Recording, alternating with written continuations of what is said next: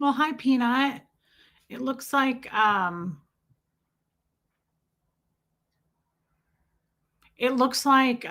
leaving. I don't know. Love you too. And I'll pop it on your channel and say hi if you go live later. Hey, mods, thanks for being here. Hey, DNV, Pook is here. Meredith Lynn. Meredith Lynn, I get it. I did that today. Hey, Jess Joan, Diana H. Erica, I hope you got my text. I love that message that you sent me, babe. Hey, Joanne Hawley. Hi, Jane. Hey, Barbara Waite. DS Kitty Diane. Buffy Summers. Lacey is here. Liz Tricks. Kelly Billy. I haven't seen you in a while. Hey, Bohemian Luciferian Witch. Hey, Sandy Wandy. Katie Fulton. Wow. You know, I was thinking about you the other day. I'm happy to see you and I hope you're well. Hey, Gemini Girl. Thank you, Buffy. Hey, HC from LBC. Ewa's here. Marie Marion. Alana. Armine. Starlina. Trixie. I love you, Trixie, and I hope that you're doing well. I'm really happy to see you. Hey, sorry about that. Hey, Linda G. I am Shylene. I'm just going to say it that way tonight. Hey, Debbie Zito. Thank you. Thanks, Whidbey Island Hippie Girl. Lenora Gray. Hello. Would you like to sit in the chair next to Mom? Because your brother's not in it tonight. Really extra. It's a lot of cute. It's a lot. Hey, Chow Yun Smut. Nice, girl. I'm just happy to see you again. I really enjoy seeing you in the streams, Cricket. I would come say hi in yours, but you do them at like 3 a.m. Now, I will be honest and say I am up a lot of that time with the cats now, and it's slowly, like, I think I'm slowly going to snap mentally from that, and I'm just letting go little by little, and it's gonna happen. It was really fun. Trixie, his birthday stream was amazing. I want to say thank you for that again, you guys. I'm not going to go into it as much or I'll just cry about it, but I did that last night and I think that was sufficient for the rest of the week. It is a star in my hair. Yeah, it's a little like plastic fake turquoise thing glued to a bobby pin that I bought at a store with Liz Tricks, believe it or not. Hi, Heather. Okay. Chow Yun Smut, it's at 1 a.m? Oh, yeah, I'll probably be up then. I'll come over and say hi. Hey, Angel K. I mean it. I want to say thank you for last night. I have been gone most of the day. I went and took out a whole bunch of cash that you guys sent to Huxley on Venmo and like Angie Mo's Cash App, things like that. And I gifted it. Armine, baby steps. Thank you. I just wanted to say thank you. You made that very special. And I appreciate that so much. Can I sleep with earbuds? Yeah, I can. I have before. Hey, Crafty Carrie. Hey, Jamie Palmer. Lacey Silver, thank you for saying that. Thanks, Heather. Squirrel Girl. Do they wear sombreros in Ecuador? If so, we've got to find one for little Gertie. Well, Armine will probably take care of that, but I don't know if they do. I have no idea. You know, Katie Fulton, thank you. I really don't like the color of my hair. Thank you, Skinny Fun. You make, oh, gross. I get it now. It's really gross. Wow.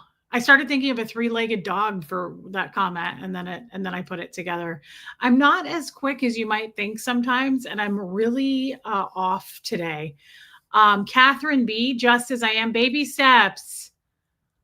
Yeah, I have a horrible headache as well, baby steps. I just took an Advil. I've been gone all day, and I have one as well. So we'll have that together, girl. Panama hats originated in Ecuador. Odd but true. Skinny Fun, of course I can. Hey, thanks, Angie Mo. Hey, P. Taylor. Kestrel. So, guys, it's weird. I think it's the period coming. Thanks, Lenora Gray. I got my hair done today and I don't like it. I saw that, Just Joan. I'm not crazy about the color. And I said, like, make sure like you brighten it around my face. And I feel like there's like these weird dark spots like around my face. I don't know. It's just weird. And I really don't like how she styles it, which is not her fault. It's my fault. Next time I go, I'm going to say, just leave it straight. I have to leave the color. I get superstitious. I think this is not real. But when I get my hair colored, I wait like 5 days before I wash it because I don't want to wash right away. It's probably not real. Like you probably can wash it. And so now I have to sit with this for like 5 days, and I'm going to be wearing a hat probably after today for the next 5 days. It doesn't lay right. Like I don't like it. I really don't like it. So there's that, but that has nothing to do with what I'm about to say. So while I was getting it done, I want to know how you guys feel about this. I was talking with a friend about this. Yeah, Chow Yun Smile. It's not cheap to get your hair done, and like you pick someone that you like, and I do like her a lot, but it's also just very like I don't think I like the color. I'm not feeling it. But that's more me probably than her. Yeah, Angel K. So here's the thing. I want to know. I was talking to a friend about this, and I don't know anything about. Thank you, Lenore Gray. Psychiatry. I don't know anything about mental illness, things like that. I came from Scientology. We don't learn or listen to that. I have a question. Oh, I hope he gets it, Jamie Palmer. Is it a disorder? Like, do I have a disorder about this? Hey, Robin Miners. Yeah, it's hard. Robin Miners, it's really hard. I get weird about noise. Hey, Pat Jonas, I get weird, meaning I get irritable, and I get like I'm like I got to get out of this space if something's too, particularly like a person, not like a siren going by, not like that, but like if someone, I'm going to give you the example of what happened today, and it really set me off. Like I don't get into it with people. I wouldn't do that. It's not my style, but like I came close to saying something.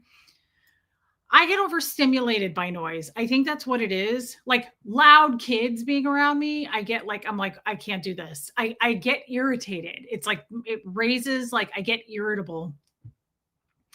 Yeah, I wonder though, is that like a condition? I don't know. Obviously, there's nothing you can do about it. Hey, aspire to inspire. But here's the thing. I'm getting my hair done and I'm sitting there, and luckily we were toward the end. A sensory issue, baby steps. Okay, we're toward the end, and she's like drying it and finishing it and like fluffing it. And this woman comes to get her hair done in the same area. I can't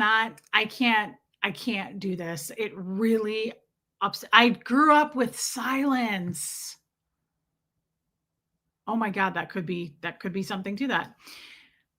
I can't handle it. If any of you do this right now, I'm going to be angry when people do this. This woman comes walking past us, and she goes to sit in the chair next to me to get her hair done.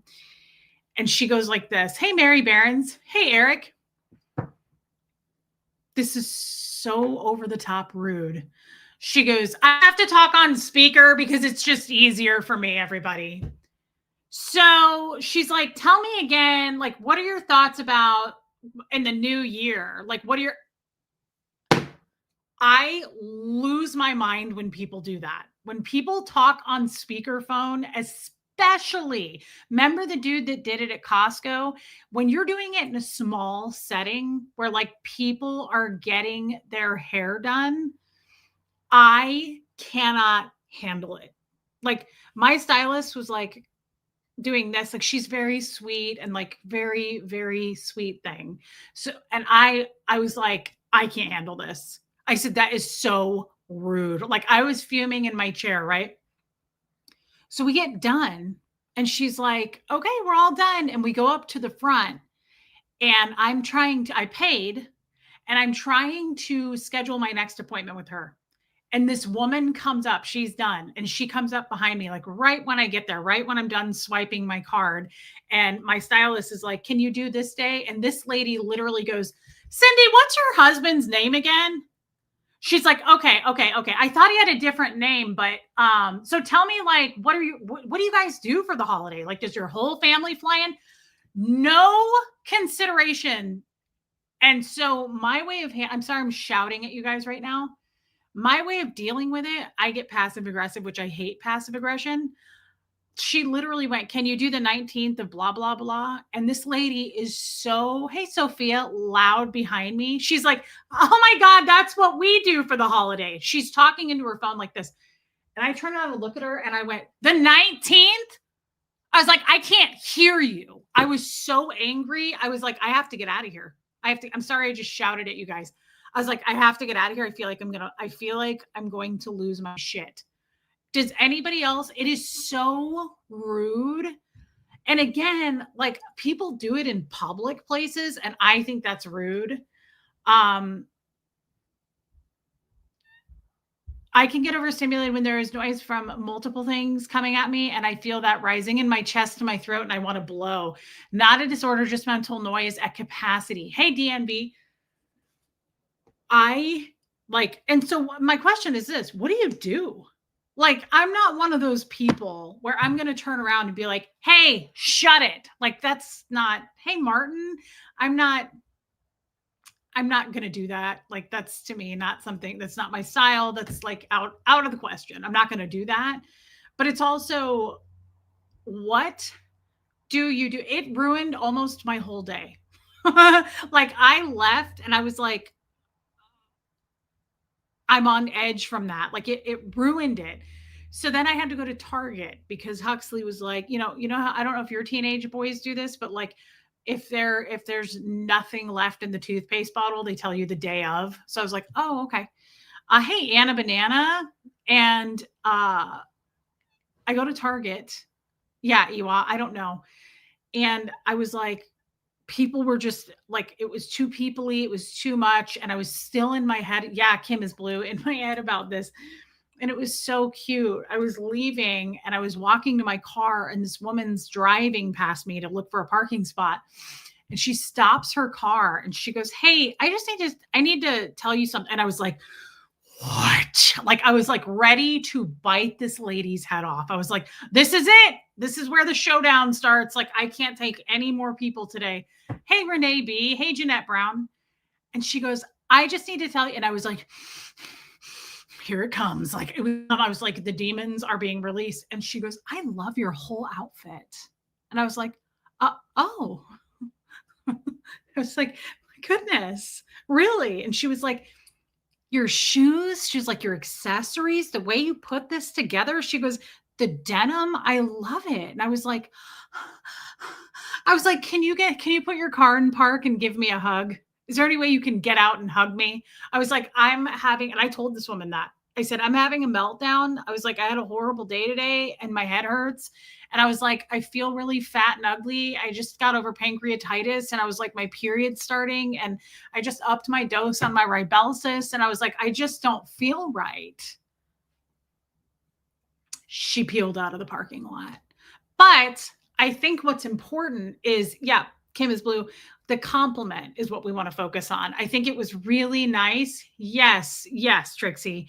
I think it was super nice that someone stopped. Me too. Me too. I do it all the time.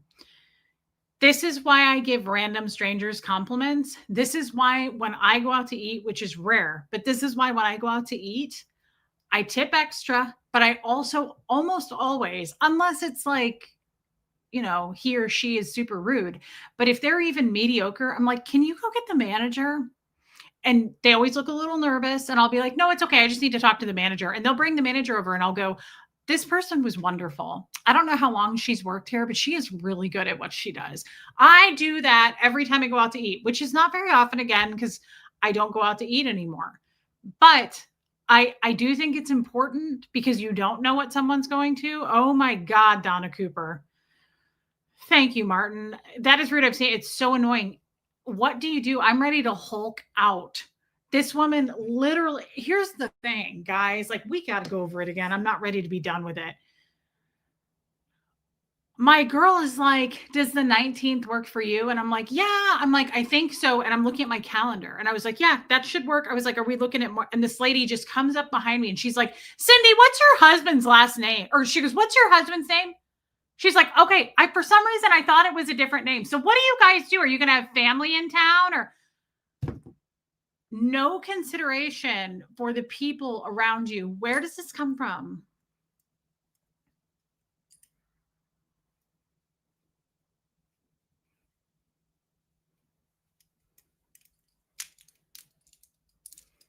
Interpretive dance. I can't handle it. Where does it come from? Me Too, Kim is Blue. Where does that come from? I was raised in Scientology, and even I know better. Where does it come from? And why can't you leave? Where did you come from, and why can't you go? I don't understand, and I'm really upset about this. And honestly, you know what I wish I would have done? But see, this would have escalated entitlement. Yeah, this would have escalated. I wanted to hit video on my phone and just start videoing her. And then when she gets the attention and goes, "What are you doing?" I can go, "Oh, I was going to put you on YouTube. You don't mind, do you? You don't mind, do you? What was your husband's name again?" Can we get the Hux hair from the child pictures on you next? Yeah, I know. It was so good. Clearly, she knew it was rude because she addressed the room when she entered it. I don't understand people. So we got to get into it. Self-importance. Okay. I was speaking with someone today on the phone for quite some time. Katie Fulton, yes. Where did you come from and why can't you go? Here comes my period again, raining on my head like a sad, sad day. I thought you were already a member, Lacey Silver. Thank you for becoming a member. I'm surprised Yadira hasn't jumped in right now and said, "Calm down, Leggy." Thank you for being a member. I have to walk away from rude people or I will say something. Happened to me yesterday. I was mad. Thank you, Noelle. Wow, I'm so happy you're here. I like it. Starting a video and say, "Nobody will believe this, so I want to be sure and capture it." Did your parents not teach you to be quiet when adults speak? I don't understand. I don't, okay, Pook, thanks. Pook, Yadira, Puka Vista is doing your job. Oh, thank you for upgrading, Lacey Silver. I can't see it from here. I'm not on YouTube. West Coast Fancy Nancy, welcome in, babe. So I have other things that I need to, Angie Mo. When I talk on speakerphone, I go somewhere private. Well, yeah, we don't want people knowing our business, but we also, I feel, it's what is it? Help me. It's an unspoken, look at that. It's hair day for everybody. Nancy's getting her hair trimmed. Meredith Lynn's getting her hair done. That's crazy. I can't do anything else about this. I'm just spiraling out of control. Lord, grant me patience, because if you grant me strength, I'm going to need bail money. That's a great scripture, Catherine B. I'm surprised that Abigail hasn't told us that one. That's probably Old Testament, if I had to guess. Thank you, Lazy Silver. Hi, Panda. So I have other questions and things I need to ask about. Hey, Chrissy Twig. I always close the door to the room I'm in while talking on speakerphone. How about we just don't talk on speakerphone in public? Who does that? I talk on speakerphone here, maybe, but like I usually put in my headphones if I'm on the phone because I'm an ex-Scientologist and I don't sit down and talk on the phone. I start white gloving the room. I'm not going to hold a phone and do that. There's only one hand, and then it takes longer. It takes twice the time to white glove a room with one hand, right? Deborah Ricci, not sure which is worse, speakerphone or video chat. Oh, I didn't even think about video chat. And thank you for being a member. It makes me, hey, Grandma Sunshine Dry. What do we do? What should we have done about it? I couldn't be more upset. I have a zit right here from it. I couldn't be more upset about things. Never, Joanne says, do that in public. What, who, where, how does this work for you? Okay. Speaking of people who really upset us, Thanksgiving is next week. I don't know if you guys knew. Hey, Kelly, Thanksgiving is next week.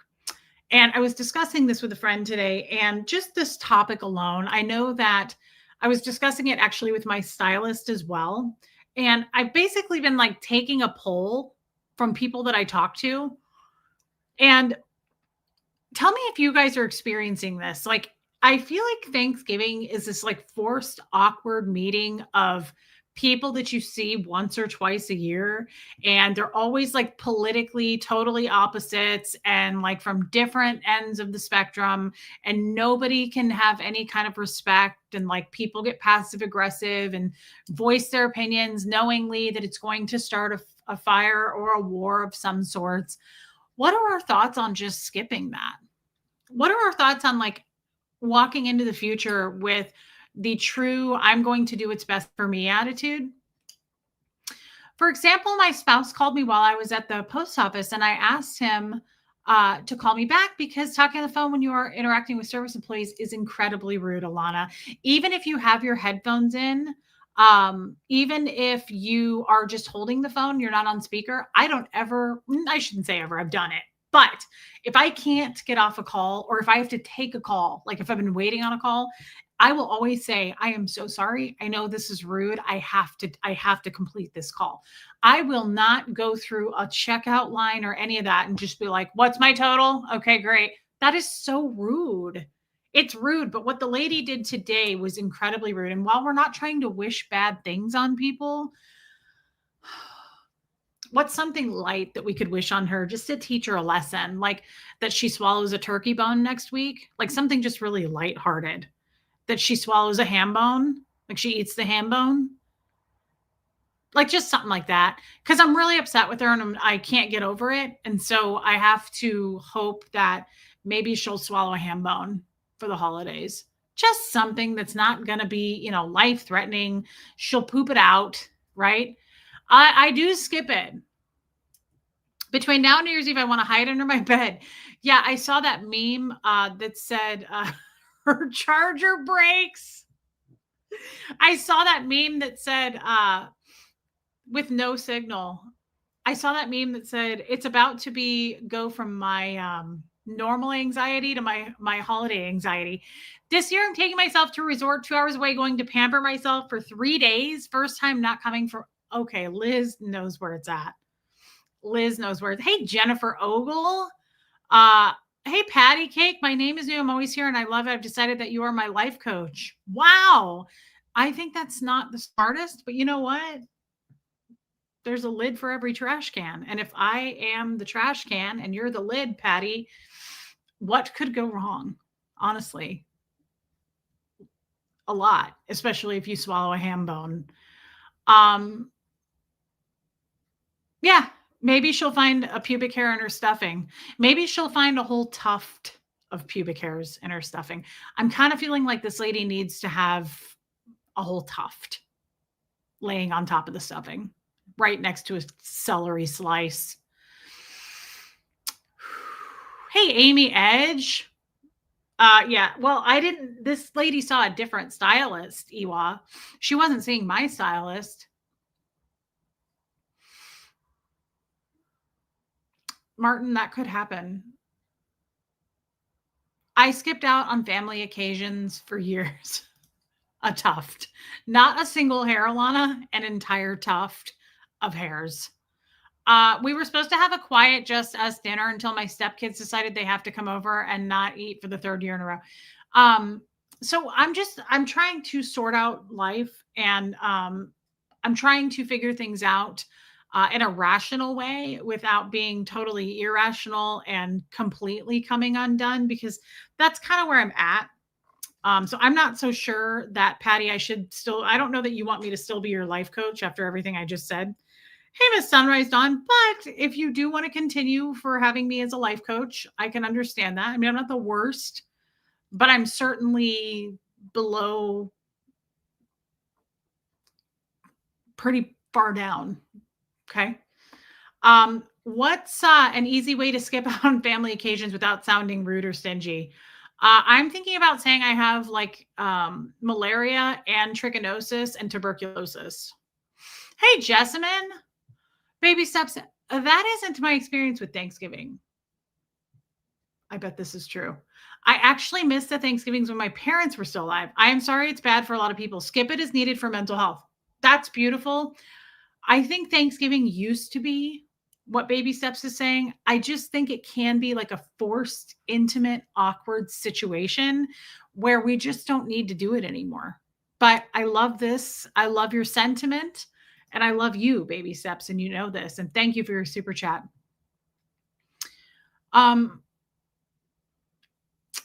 I'm just imagining, does the server bring an electric shaver and surreptitiously shave tufts off, liberally sprinkle, or tie the tuft with a pink satin bow? I personally, when I shave off pubes and put them on people's stuffing, I like to tie it with just like a tiny bow. It doesn't have to be a pink satin bow, but like even if you take one of those twisty ties for your bread and just like hold it together with that, whatever works for you and whatever you have on hand, you know. You don't have to get fancy just because it's the holidays, right?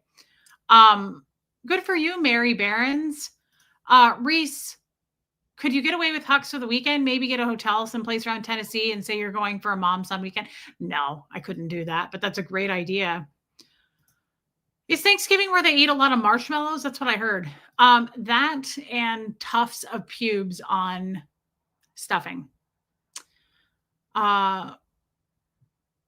Deborah Ricci, I think it's better points for presentation. Yeah, I think so too. Stomach bug. Yeah. Hey, Lisa Kelson. Thanks, Angie Mo. Yeah. So I was talking to my friend about this, and I believe that we need to. Do you guys think the future is going to exist with Thanksgiving and holidays? Like,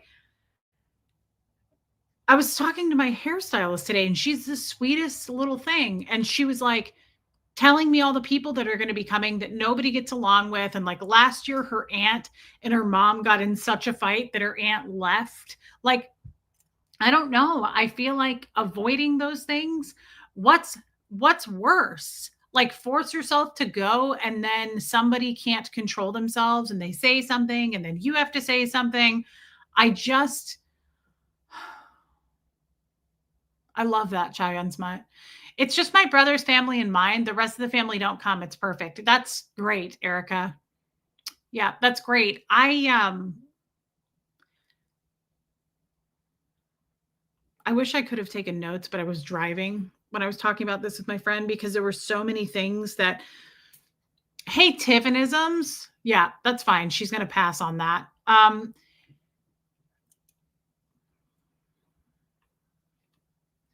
I don't want to say too much here. I don't want to overdo it, but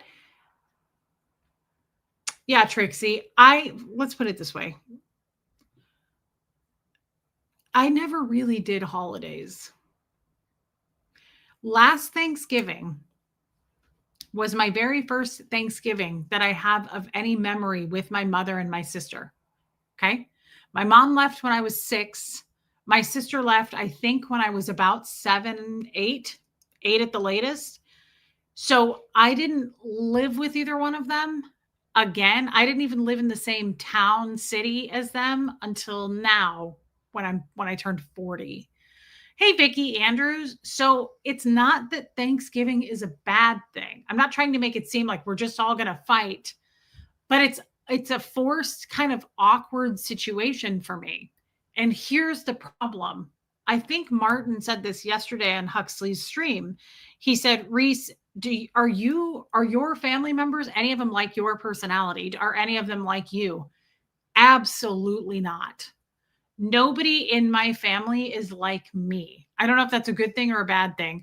I don't think you need to explain yourself to anyone because you are not in trouble with anyone anymore. Do what makes you.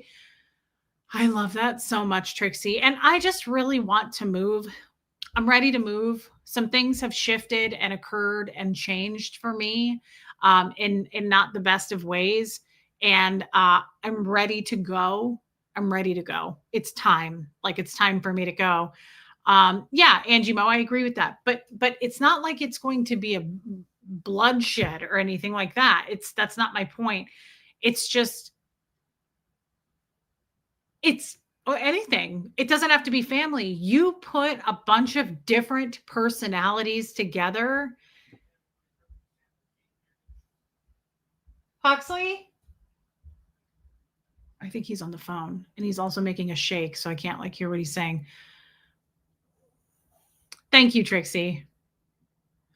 I feel like I'm not like anybody in my family either, Reese. Interesting, Nancy. I know that that's not uncommon. Here's the thing that I'm struggling with. Let me narrow it down because this is actually, it just came to my mind. I hope for all of us in this room, probably cricket. I hope for all of us in this room that the future is different for all of us as far as like, why are we attending things? Like, why am I sitting at a table that I don't have a seat at? Hey, Tara. And I don't mean me personally, I mean all of us. Like, why are we forcing ourselves into awkward traditions with people we're not comfortable with, or people worse than we're not comfortable with? People that will intentionally say things to make us feel bad or to make us feel uncomfortable. I get that a lot. People do that a lot with me. And I think people do that a lot with all of you. How many of you can think right now about people who are like, somebody left a comment? I posted a picture of Fred on my Facebook page for Veterans Day. I do it every year. And it's him in his Navy hat. And he says, I always say something like, I'm grateful for all of our veterans, especially this one. I'll say something different every year that's from my heart, whatever I say. Somebody left me a comment the other day that said, you need to get out of your Fred era, hey, Ty's channel, and move on into the next era of your life, or something like that. So judgy, so like, it starts with you need to. That's what the sentence starts with. You need to. The worst part about it is you need to get out of your Fred era. I wasn't aware I was in a Fred era. You need to know what it's like to be a widow and understand that my husband was in the Navy. It was Veterans Day. I'm not like posting every week sobbing going, "Oh my god, I can't get over Fred." I would say that I love my Fred era. I embrace the Fred era. It'll never leave because I'm grateful for everything he did for me. He taught me. Um, it's over, right? I'm not married to him anymore. I'm with Tommy now. Like, I'm aware I can separate the two and still be grateful for everything Fred taught me and did for me, but not be weirdly attached and like boo-hooing it all the time. And like, I've seen that, right? Like the first year after, hey, whine a little bit more. The first year after Fred died, I really struggled with that. I had a hard time. The second year got a little easier. You know what? Some women are married, lose their husbands, and they never get over it. They never get remarried. They never move on. They don't get rid of his stuff. Like, why does that matter to you? Hey, Brock, that's not bad either. The point is, what works for you may not work for somebody else. So, for someone to say you need to get out of your Fred era, that is such a rude thing to say. I mean, it was obviously intentionally rude. It was meant to impinge, it was meant to make me feel bad. And obviously, I think this person doesn't watch any streams of ours because all day long I talk about, don't tell people, especially when someone died, like what they need to be doing. Yes, Mary Barons, you understand. Hey, teacher mama life. Like, we have a lot of widows in this chat. Mary Barons is a widow. Like, how would she feel if I were like, you need to move through that era? And what? Can you imagine even saying that? Can you imagine? Like, what if your mother died and here we are 5, 6, 7, 8 years later, and you're like, you need to move on from the loss of your mother. What? Like, who says that? I'm not even sure a therapist should say that. Like, you grieve what you grieve. And I understand that some people really um, have a hard time letting go. I would never be the person to say you need to let go. There's a reason they're not letting go. So sorry, Tammy. I hope and pray that he gets better, babe. Reese, you don't have the emotional relationship with the holidays. I do not. It's understandable. You can do what you want. What does Hux want to do? He doesn't care. But you know what, baby steps, you make a great point. She's absolutely right. Noelle, absolutely. I know. Trixie, me too. Uh, Wow. Hey, Teresa. Baby steps. You are so right. You are so right about this. And everybody is different. And who are you to come along and go, you need to do this? I don't have, here's the rough part. Thank you for your super chat. Here's the hard part that I think I'm struggling with as a human being right now, as a mom, as a girlfriend, as a YouTuber, as a pet parent, as all these things. I don't have any attachment really to anything. I have no attachment to the holidays. I don't have any attachment to birthdays. I have an attachment to my kid's birthday. That's about it. Huxley's birthday really, really matters to me. No one else's birthday, like my own birthday, doesn't really matter to me. Um, Christmas doesn't matter to me, right? Like none of those things. And I'm not trying to say like I don't care about anything. It's not that. I'm trying to care. I'm trying to establish some new traditions and I want to do those things, but like in due time, right? And so for people to come along and be like, you need to come to this forced, awkward, intimate thing, and you need to let go of your dead husband and move on into another era. Like, what are you doing? Do you hear yourself? Love you, Nancy. Have a great haircut, babe. Jeanette Brown, I understand. How can you come along, Island Hippie Girl? How can you come along, especially like on a social media platform and type in where everybody can see your comment of like, you need to get through that. Now, I don't know that person. So to be totally fair, maybe she was being like, sometimes text is hard to understand. Maybe she was being like, girl, you got to get through that and move on with the next thing. Like, come out of your shell. I don't know. I still would never say it, but like, there's a chance it wasn't meant to be mean. I'm not taking it that way. I am way too thick skinned at this point. People come out of the woodwork to tell me what I need to be doing all the time. So I'm not sensitive to it. I'm just giving it as an example. Barbara Wade, if you don't go, will you feel guilty? I'm going. I'm going to go. Hey, Kat. Teresa, I've had an easier time skipping family holidays since I don't have children. I know how much harder that would be if I did have kids. Yeah, I think so. But here's the thing. Let me ask you guys this. If you were in my situation and no one grew up with anyone, what's I know what you're going to say. You should go for that reason. Like you should try harder. I just don't know that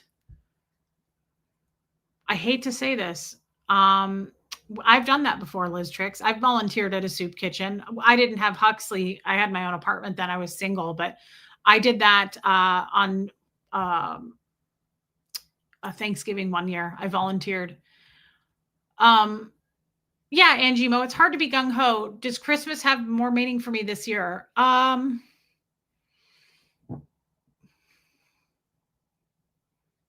Once I read the Bible, it probably will. Where are you going to go, Reese? Oh, I'm talking about the holidays coming up, Kat. And I know what you guys are going to say, like, because you didn't grow up with your sister, because you didn't grow up with your mom, you should do that. I think we need to accept the fact that this isn't going to like mesh and mold into some magical relationships. I think I feel indifferent. Like I'm not ever going to probably like bond super hard with any of my family at this point because I'm 41. Last year was our first Thanksgiving together. I'm not saying there's no hope. I can totally go. It's not like I hate everybody there and I have to sit through it. I'm trying to make my point of like, why are we forcing ourselves to go to things just because it's our family? That would be like saying to me, like, well, Gene Wally is still your father. You should love and honor him. He's your dad. What? Like, just because it's your family doesn't always want what's best for you. Family isn't always what's best for you, right? Oh, okay. Thank you, Martin.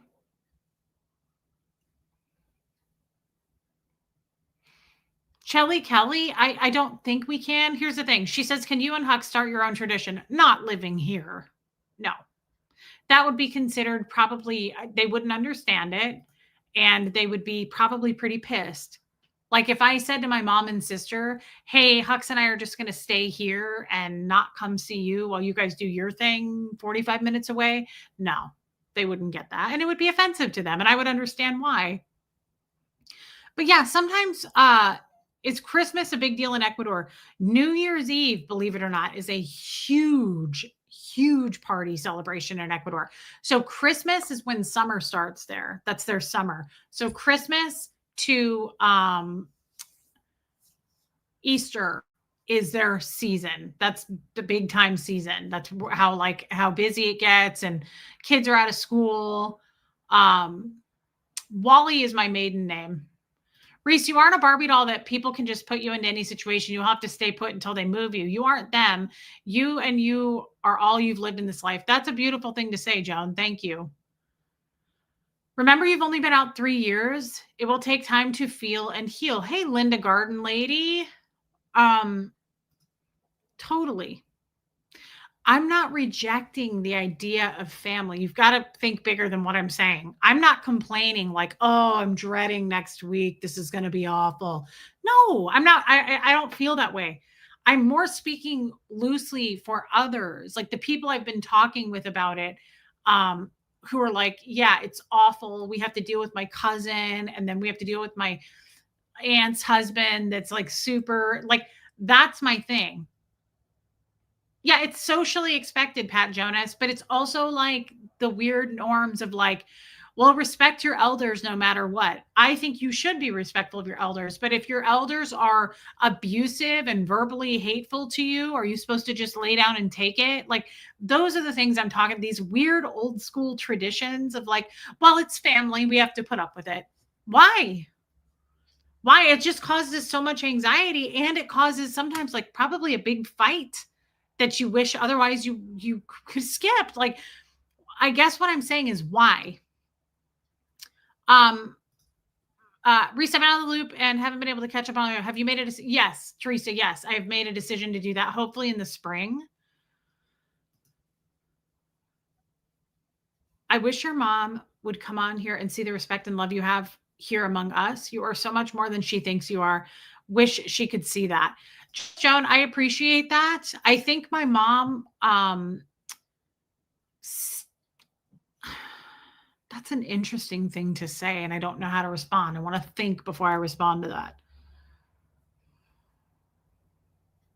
My mom just sees me very differently than you guys see me. I don't know why that is. I've also accepted it. That was the other thing today. That was the other thing I want to share with you guys. Joanne, Reese, I live alone. My kids are too far away for me to go spend holidays with them. So most times I'm here alone on holidays, so they don't really hold a lot of meaning to me. That's why I come on here those days I'm alone. Oh my God, I love that. I don't love that for you. I mean, like, I love that because I'm going to go live on Thanksgiving, and I love doing it when people are alone. I used to do this when I worked in senior living. On Thanksgiving Day, I always would bring food, and I would make a big platter of the food for all the seniors that were alone, that their families didn't come. I would, hey, Joel Sachs, I would always do that on Thanksgiving because some people are alone. So I don't love that you're alone. That's not what I meant. I meant like, I'm looking forward to seeing you on Thanksgiving, and thank you for sharing that. I'm sure there's a ton of people like that. A ton. I have another question. I was driving and I said to her, I go, God, I wish I could make notes. Joanne, thank you for your super chat and sharing that. It was very kind. I have a weird question.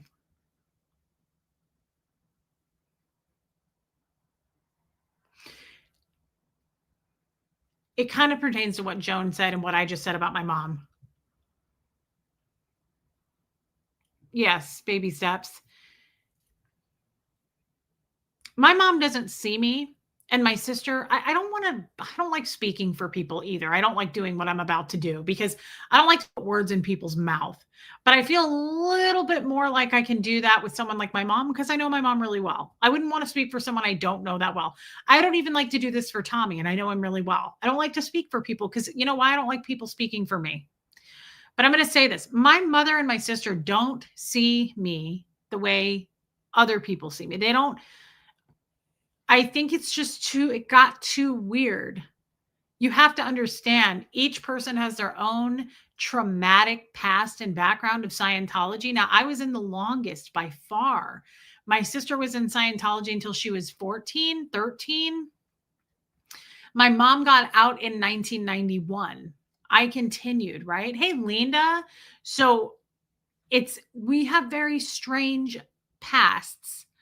And let's not overlook the elephant in the room that it's very strange that my mom left when I was 6, right? She left when I was 6. That's strange for a 6-year-old. It's strange for me now, right? Like, it's just not a usual childhood upbringing, I guess is what I'm trying to say. So you put us all back together. When I'm 18, I kind of get back to a relationship with my mom as best as I can. And then my sister and I try to develop a relationship a year ago when I moved here. She's in her later 40s. She's older than me. And so we're trying to like pick up pieces 2 or 3 times a year when I see her. I don't see her very often. So it's awkward. It's just become awkward. It's not like I don't like her. It's not like she doesn't like me, but they don't see me the same way you guys see me. No, Jamie, I don't think they are at all. And so I don't think it's ever going to be what I was hoping it was going to be. And that's okay. It's neutral. It's not like there's any hard feelings, but I think too much time has passed and too much life has happened between all of us that we're never going to be like us 3 girls and like we're so close. And I just don't think that's ever going to happen. And I think that I don't know how they feel about me being a YouTuber. I don't know that they love it. I don't know that they don't love it. We don't really communicate that much. This is what I admire so much about you. I don't think your mom has it to give. I think her mother was probably the same. But you, with no model, have so much love, compassion, and understanding. Debbie, thank you. I don't know that feels right, though. Do I? I mean, here's the thing, Debbie. I appreciate that so much, and I love you, babe. But like, do I? I would say I have understanding. I would say I have love. Here's the thing, though. I will say this. Hey, Joy Forbes. I moved here thinking things would be different. I had this idea in my mind that we're all going to like form this really deep bond. I think it was I think it's a hole that never got filled as a child. And I always wanted like a sibling that I could be really close to. And I always wanted to be like close to that sibling and my mom. And I think it's as close as it's going to get. And it's not what I thought it was going to be. And that's okay. Let's also keep in mind, my sister is married with 2, not 1, but 2 little kids, a 2-year-old and a 4-year-old. Let's give it a little grace. Like, let's try to balance that. That's probably the whole reason it's not what I thought it was. She doesn't have time to be doing anything else. A 2-year-old and a 4-year-old, right? But I've just accepted it for what it is. Like, I just swallowed it. This isn't what I thought it was going to be. Let's just accept it for what it is and be grateful for what I have. But here is the weird thing. I don't know, Martin. Sometimes I wonder about this. I seriously don't get why anyone wouldn't be super proud of you growing so much and making so many people happy here. That part is confusing for me. I don't talk about it, and I'm not going to get too far into it. Okay. But that part does confuse me. I'm not asking for validation. I'm not saying like, how come they're not like this? But sometimes it's the opposite. And that's odd. What was I going to say? Oh, so this is what I was talking about with my friend today. And I don't know how to word this. It's a weird human tradition. It's a weird thing that I feel like all of us do. Some of us may do it more than others. Some of us may not do it at all. It's not something that can be forced. And the whole gonna be like the Waltons is a very unrealistic expectation. Yep, keep contact, but let it more. Yes, that's true. And that's the other thing. Is it a society thing that we're pressured upon that we're gonna be like the Waltons, like the Beaver Cleavers? I don't know any families like that anyway. And I think I had those kinds of expectations coming out of Scientology just because I did. It's not realistic. Things don't always turn out the way we hoped. My half sister that I met 2 years ago, things started out great and thought we were going to be best friends. Now we haven't talked since July. Boundaries, interesting, but not a bad thing. Angie Mo, they do not. They just don't. Hey, Rain, I'm glad Joe made it home. Here's my question. This was interesting, and I'm trying to think how I want to word this because I can't. I got the concept. I don't know how to put it into words. This is a fact. You have bonded more with people who are not in your family. There's nothing wrong with that. Your heart feels what it feels. Blood isn't necessary. Yeah. So I don't have any family ties anyway, to be fully honest with you, coming from Scientology and all the disconnecting and reconnecting and like writing people up and they don't talk anymore. And now they talk in Scientology is what I'm talking about. Like it means nothing to me. I'm trying to fix that. But like my brain shuts off like a switch when someone's like, I'm not going to talk to you anymore. I'm like, okay. Are you lost? Do you need to remove the contact information from your phone on me? Like, do I need to help you find the door? I don't care. And I'm working on that. I'm working through that. Like, I'm not super, super sad that it isn't what I thought it would be. If that makes sense. I don't mean that disrespectfully or insensitively. It's just not what I thought it was going to be. Great. That's okay. Like we all have, the only one that doesn't really have a life is me. And that's why I'm trying to move to go be happy and live my life. I found a place that felt like home for me for the very first time. And I want to go experience it now. I'm ready to go spread my wings. I'm ready to go live my life. My sister found what makes her happy. She's got a beautiful family and home, right? Hey, Sassy, my mom is with my stepdad and he's not well and they take care of each other. And I wasn't as needed as I thought I was going to be. It's time for me to go do my thing with Huxley, right? So true, Anne from Massachusetts. So true. So this concept was, if you know that somebody feels a certain way about you, why are we trying to change that anyway? Like, if you know the outcome, Liz Tricks, you have created this community and it has become your family of choice. Family doesn't have to be blood. I rely and lean into this community only. I was going to say like 10 times more than anything else. Only. I rely and lean into this. You guys have become my family, my friends. And Liz, I'm looking at you. There's so many of you, right? Yeah, don't chase the snake. And Liz, thank you for your super chat. Don't chase the snake. Guys, it's okay if it didn't work out. Just because it's your mom or your sibling doesn't, I mean, I'm sorry. Maybe that's making light of something, but like you cannot force a square peg into a round hole. So if somebody feels, what I guess I'm trying to say, and this could be a friend, this could be anybody. If you know, this is what I was trying to talk about with my friend today, because she was talking about Thanksgiving on her end and how uncomfortable it's going to be. This was her giving me her, that's right, Rain, her giving me her layout of what next week is going to be like for her. Love you too, Dawn. And she was like, I know my mom's sister can't stand me. And she was like, it's going to be awkward and I'm going to have to do this. And she's like giving me all these scenarios of like, I should probably do this because this person doesn't like me. And I voted for this person. So I'm going to have to sit at this end of the table. Yeah, Joanne. Me too, Diana H. If you already know that going into something, if you go into a scenario and you know the people well enough or the person well enough that you know how they've, hey, Timark, if you know how they've sized you up, if you know that they already feel a certain way about you, if you know what their viewpoint is and perspective of you, why on earth are you being anything but that? Like, just be that. Yeah, I do. Martin, it's a great book. Reese, I feel like we've become your collective conscious to listen to or not. Absolutely, you have. I take this very seriously. Like, this is where I come and really pour my heart out. Do you guys know my mom and my sister know nothing about me? I don't share anything.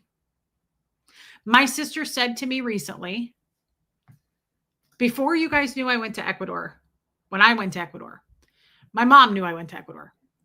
That was about it. And my sister texts me when I got back and she goes, Mom told me you went to Ecuador. And I said, yeah. And she goes, why didn't you say anything to anybody? And I said, because I don't tell anybody anything anymore about me. I don't really share anything with anyone. And she goes, well, I'm not just anyone. And I was like, well, we don't really talk either. Like, I don't feel like people are obligated to things about me personally just because you have a title of sister either. Like, it goes different ways, right? Like, we don't speak but like 4 to 5 times a year. So I don't mean that disrespectfully to her. Love you too, Sam. I just mean, whoa, hold your horses. My circle is very small and I don't just share things with everyone, right? Like, speaking as an adoptive mom, blood means nothing. Relationship means everything. I love my daughter more than anyone. Baby steps, yes, you do. And that girl is stunning. Baby Step's daughter is so pretty. And the outfit that she had on the other day in a photo I saw, I can't stop thinking about. And thank you for your super chat. And you're an amazing mom, Baby Steps, and friend. Because of Reese in this group, I've started praying again, talking to God daily. I have no relationship with my grandparents because of my grandpa. I pray for them and you guys daily. Trixie, that is such a beautiful thing. This is why these are the kinds of things right here that I'm like, keep going, Reese. Keep going. It's worth it. That kind of a comment alone. Thank you for sharing that. Do your mom and sister think this community is parasocial? Probably. Absolutely. I would think my mom probably does. Hey, just saying. Here's the thing too. My mom is 70. And I know there's some of you in here that are around 70 or older than 70, or you are 70. No, Sassy, I don't think so. I don't think I hurt her feelings. I think it's an awkward place. We're in a very awkward place. We're not close, I think, like we thought we were going to be. What was I just saying about my mom? Oh, she's 70.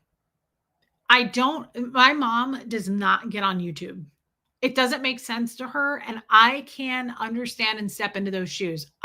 So when I was under the radar talking to Aaron, this is a fun little fact. When I was under the radar speaking to Aaron as the Aftermath Foundation president, right? When I was reached out to the Aftermath and Aaron called me back and I talked to him for 6 months before he outed me. I never watched his show once. Let that sink in. I was giving him information. He was asking me weekly, at least, probably daily, weekly. He was sending me lists of questions to find out as an under the radar person. He was like, find this out, see about this, see what you can do about this, see if this person knows this person. Okay. I was doing that on the regular for him. He was, hey, Wendy Brewer. He was asking me all kinds of questions so he could take it back to his channel, right? And talk about it, right? Like to spread the word. I never once gave a shit enough to go watch what he was doing. Sometimes Jeff would pull up his channel and be like, hey, this guy's really killing it with Scientology. I was like, I don't care. I talked to him on the phone. I don't need to go watch him. That's how I felt. I don't watch YouTube. I don't watch people on YouTube now. I don't care. I do this for a living. I don't want to go watch it. It drains my ass, to be honest. Like, I do this for 2 hours because I love it.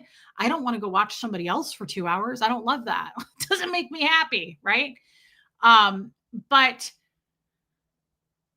it is a little bit strange to me that they don't watch your channel. I'm not saying it's wrong or anything. Do you know Aaron is in jail? Yes. People have come onto my channel to tell me he's in jail. Yes. So my point is, like, I understand what it's like to not watch YouTube. I didn't watch it then. And so thank you, Renee B. I guess the point I'm trying to make is it's foreign to my mom. It was foreign to me then. And I think she just can't get into the mindset of it. I think she can't get into the, like, I can't believe you do that for a living. I can't believe you share things like that for a living. I can't believe you talk to total strangers for a living. Like, I don't know if it's offensive to her, but it's almost comes off like, I can't believe you do that. I don't think she's disappointed in me. I don't think it's like that. I think it's more just like, I'm shocked. That's not something I would ever do.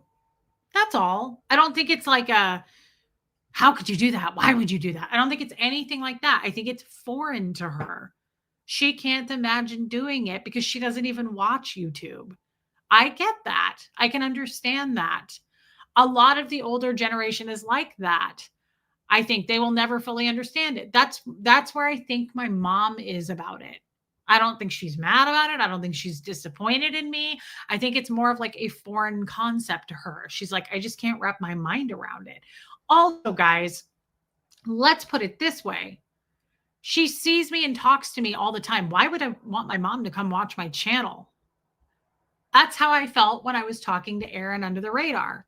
Jeff would be like, hey, Aaron's doing a show. And I'd be like, who cares? I talked to that guy on the phone. I don't want to go watch it. Like, that's how I feel about that. I'm like, why would my mom watch me? She sees me. It doesn't really make sense to me that she would watch me, right?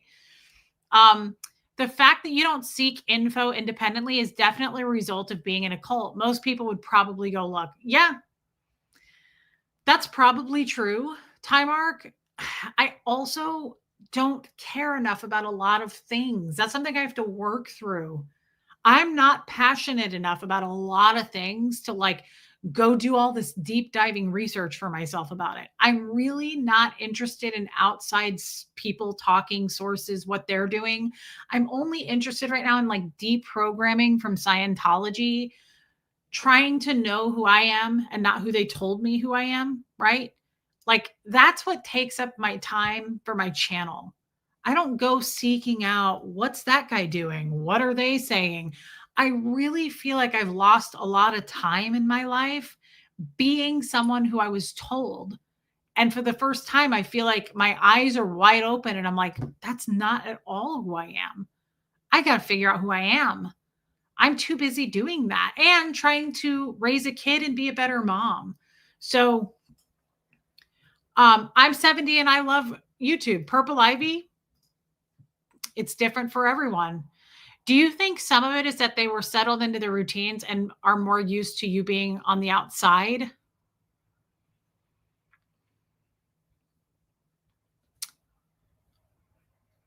Probably. That's a good question, Deborah Ricci. My mom and my sister have way more in common because they both left Scientology a long time ago. And to be totally honest, I was the outcast for a long time. I want you to think about that for a minute.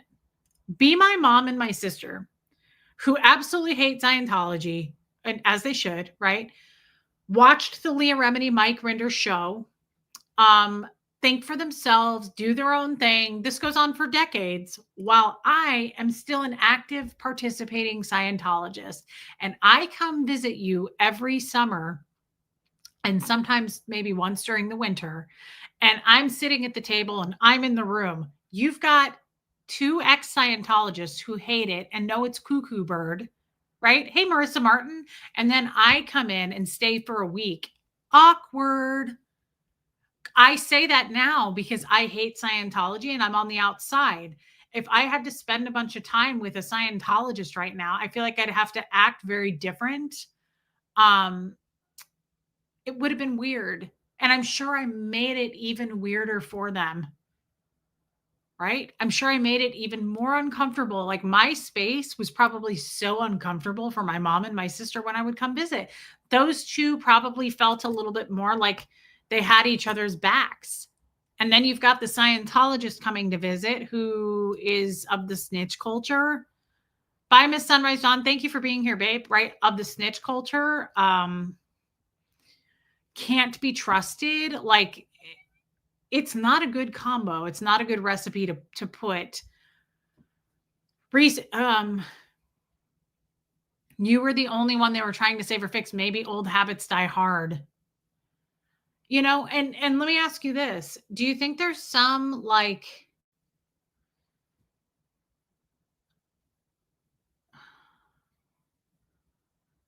you know how Jeff used to say, like, you're just an uneducated Scientologist. You don't You were in a cult. You don't have any common sense in this world. Do you think that there could be like subconscious? My mom and sister don't have that kind of a darkness in their heart. They're good people. But do you think that like subconsciously maybe they're like, she's stunted, like she's lacking. We've been out for decades. She just got out. I wonder if there's some discomfort there. I don't know. And honestly, I wouldn't want to ask because it would make things awkward and uncomfortable. And I don't want to make things more weird. How are your mom and stepdad dealing with the idea of you moving? My mom is like, oh my God, it's another country. Everything's dangerous. You're going to get abducted and killed. My mom watches the news all the time and she's terrified. My stepdad is like, go, leave. If I was your age and I could do this, I would have done it. Like, go live your life, be happy, be on a beach. I love this for you. My mom is like, oh my God, I watched the world news and everyone's dying. So there's just a difference. My mom is very afraid of traveling outside of the country. She's just very fearful. She believes a lot of what everything tells her, right? I do not, Ty Mark, no. I don't think they feel guilt for leaving me behind. Definitely, I don't think it's that. Maybe it's just really hard for your mom and sister to know how to have a closer relationship. I think it's probably more something like that. They don't know how to do vulnerability. That's very true. I am way more good at vulnerability and like opening up. I think they have a hard time doing that. I know, Chow Yun Smut. What do you believe of people still in Scientology that may help you understand them? Me too, Teresa. What do I believe of people still in Scientology? What do you mean, Sassy? I feel like you need to be more specific with your question. What do I believe of people still in Scientology? What does that mean? They have had a lot longer to adjust to life on the outside, and it's almost like they forget you aren't on their level. Well, here's the thing. Even if we're just all too different. Too much time has passed. I was not raised with either one of them. So like each person went a separate way. My mom went her way. My sister went a totally different path and I went a totally different path. So now you try to put us all together and it's just it's not like it's a bad thing. It's just, this is kind of where we're at. And I don't think that's going to change. And this is why. Crafty Carrie, have either of them processed things with a therapist? I can't speak to my sister. That I don't know. I have been telling her since I moved here, like how much therapy helps me and how I think she should try to jump on the bandwagon and talk to somebody, but I don't know if she has. My mother will not do that. My mom will not do that. So I think, and I've told my mom many times, like, it's not a bad thing. Like, therapy is the best thing that's happened to me outside of my channel. But when the student is ready, the teacher will appear. I don't force things on people. I didn't force Huxley to get into therapy. I've been talking to him about it and working on him for like a year about it. And when he would say, I don't need to, I don't want to, I would back off. I'm not forcing shit on anybody. I got way too much of that for 38 years. Would you say you are more vulnerable? Yes. Than they are? Yes. It's almost like you need to see it as new friends. Well, here's the thing. What's more vulnerable than having a YouTube channel where you come on here for 2 hours a day and talk about everything? You break down and cry, you give all your weaknesses up, you talk about your fears, you talk about the things that happened to you, the abuses, and that is good and bad, right? It makes a community draw in that is sharing and willing and loving and comforting, but it also makes every hater and predator come in and go, oh, she doesn't do a topic. She doesn't do true crime. She talks about her life. This is an opportunity to pounce on every weakness she exposes and how terrible of a mother she is. So no, I would say I'm definitely more vulnerable. I don't know. Ty Mark says, shouldn't it be the other way around? How should it be? What should it be? Like, that's not, I don't know. That's like the person who left me the comment that was like, you need to get out of your Fred era. I don't know how something should be. I just know this is how it is. It's odd. Yeah, Tara, I agree.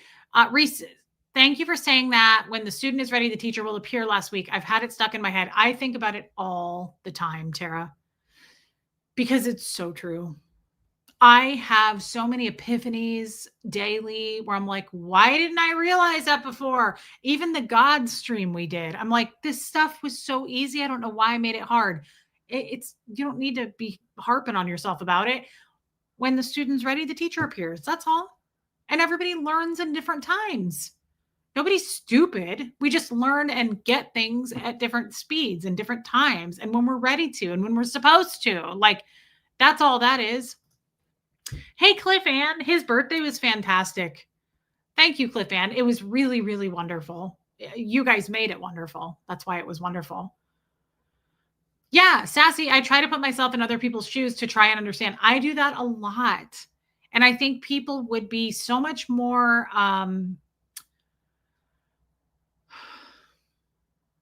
I just think people would be better off if we weren't so quick to judge and really tried to put yourself in someone's shoes in their situation, right? Before you're so quick to snap judge and go, why would you do it that way? I wouldn't do it that way. You need to get past your Fred era. That is so judgy. Like, what's it to you? Says you, right? I'm saying the robot Scientology is more vulnerable than someone who's been out for years. Well, Time Mark, I see your point, but here's the thing. Personalities are all very different here. And my sister and my mother are both way more closed up type of personalities. They don't understand how I could go on for 2 hours a day and talk about my life. It's too that kind of stuff is off limits for them. Most people feel that way. They're not alone in this situation. I have people say all the time, I could never do what you do. Fair, fine. I thrive doing what I do. Some people don't. I could never work with children. We've got a lot of teachers in here. I like working with seniors, right? Like there's just, it doesn't make anybody right or wrong. It's just, they don't understand it, right? Like the other thing is, I love that Critters Creation. The other thing is, there's a chance I am more open and vulnerable because of Scientology. I was in it way longer, holding the cans for way longer, being sec checked, having to give up everything, talk about everything. I have no problem talking then, right? Like about yesterday, I came on here and bawled my eyes out. Like I don't have a problem opening up and then getting all kinds of hate and criticism for that. You have to remember that every time I end a stream, I get an evil, hateful email. Somebody leaves me a really nasty comment about what a horrible mom I am. I'm sure people go over to other channels or groups and say shit about me. Like every time I open up, I get shots fired my way. I only see it if it's an email or it's left on my channel. I do not go looking for this stuff. You go looking for this stuff, you will find it. I don't go looking for it. And it's because what Kim is Blue just said, people are nuts. People are truly certifiably nuts. For my life to be a problem for you is bizarre. And I don't want to go looking for that. That's weird, right? That's empathy, Reese, putting yourself in other people's shoes to try and understand. Empathy isn't like being a wonderful and moral person 24/7, but of course those two things has overlaps. I love that, Martin. Do you think they are closed up to protect themselves and you're open because of the freedom? I don't even think it's that difficult. I don't think it's that specific. I don't think they're closed up intentionally. I think that's just their personalities. How many people do you know like that? I know so many people who are closed up, who just do small talk, who are hard to crack, right? Like, look at Michael, my first husband. He is hard to talk to. He'll open up to me, but that's because I was married to him for 10 years. Like, some people are just very introverted and they don't share. I don't know. I can't speak to that because I'm the opposite of that. I don't know where that comes from. I'll tell anybody anything. I literally said to a woman in her car in a Target parking lot today, she was like, I just love your outfit. And I was like, I feel so fat. I was like, I'm having a terrible day. I had pancreatitis and my medication's all messed up. And I was like, my period's coming and I'm just bloated. I was like, I'm wearing my fattest fat jeans and they're tight. And she was like, have a good Tuesday. Sorry I said anything. Because of you, I have learned to sit back and watch you bloom and to hold on judgment. Thank you, baby steps. That's why this community is my life and my family. I share everything here, and I share nothing outside of my life except with Tommy. Nobody knows anything except here, which is a joke, right? It's a bad joke because I'm sharing everything here. There are baby steps. Thank you for your super chat. There are probably at least 20, 30 people watching this stream right now, just watching it so they can go back and report and say how evil and horrible I am. There are people hate watching this stream right now. So it's not like I just share with you guys this quiet little quaint space in this coffee shop where no one's going to know. No, I understand that I'm sharing with the world, and I understand that my mom or sister could tune in right now and watch. I just feel safest sharing here. I share with Tommy and I share here. I don't share anything really with my mom. She knows this. She'll say that. She'll be like, so what's going on? What's new with you? I'm like, everything's the same. Like my sister said, you went to Ecuador and didn't say anything. And I was like, I don't share anything with anyone anymore. And she's like, I'm not anyone. And I was like, well, I just don't. I've become the opposite. I don't share things all willy-nilly like I used to, except the lady in the Target parking lot today. Sounds like the haters you talk about are acting like Scientologists. They find your ruin and run with it. Have they not connected the dots on what they're doing? Timark, I don't think that there are dots to connect. I don't think they're that bright. And I'm not saying like they're stupid. I don't mean it like that. I mean, I don't think people think through the hate. If you're being a hater, think of how many haters come into this stream. And they'll be like, you're fat, haha, like a sixth grader, like running into the gymnasium and running back out. Like, I don't think they think it through. I don't think they have a plan.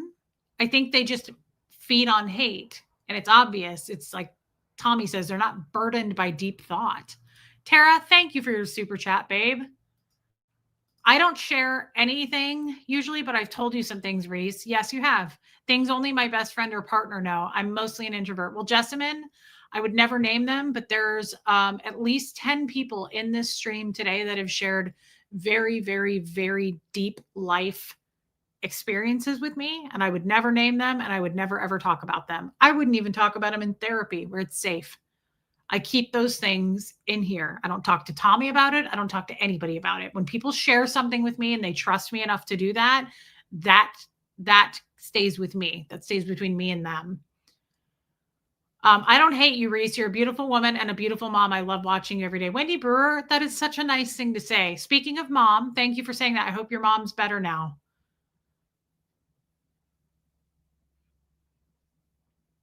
Heather, it could be. I just think, guys, that my mom is old school. I don't think it's a flaw. I don't think it's a bad thing. It's a personality. Guys, personalities are not flaws. They're not anything to go, we need to figure that out. We need to crack that case. It's just, she just is that way. I've accepted it. We have to accept that. I'm not saying you don't. I'm just saying it took me a long time to say what I just said. Because I used to spend a lot of time, let's use my dad as an example, my real dad. I used to spend, a couple of decades, close to 20 years.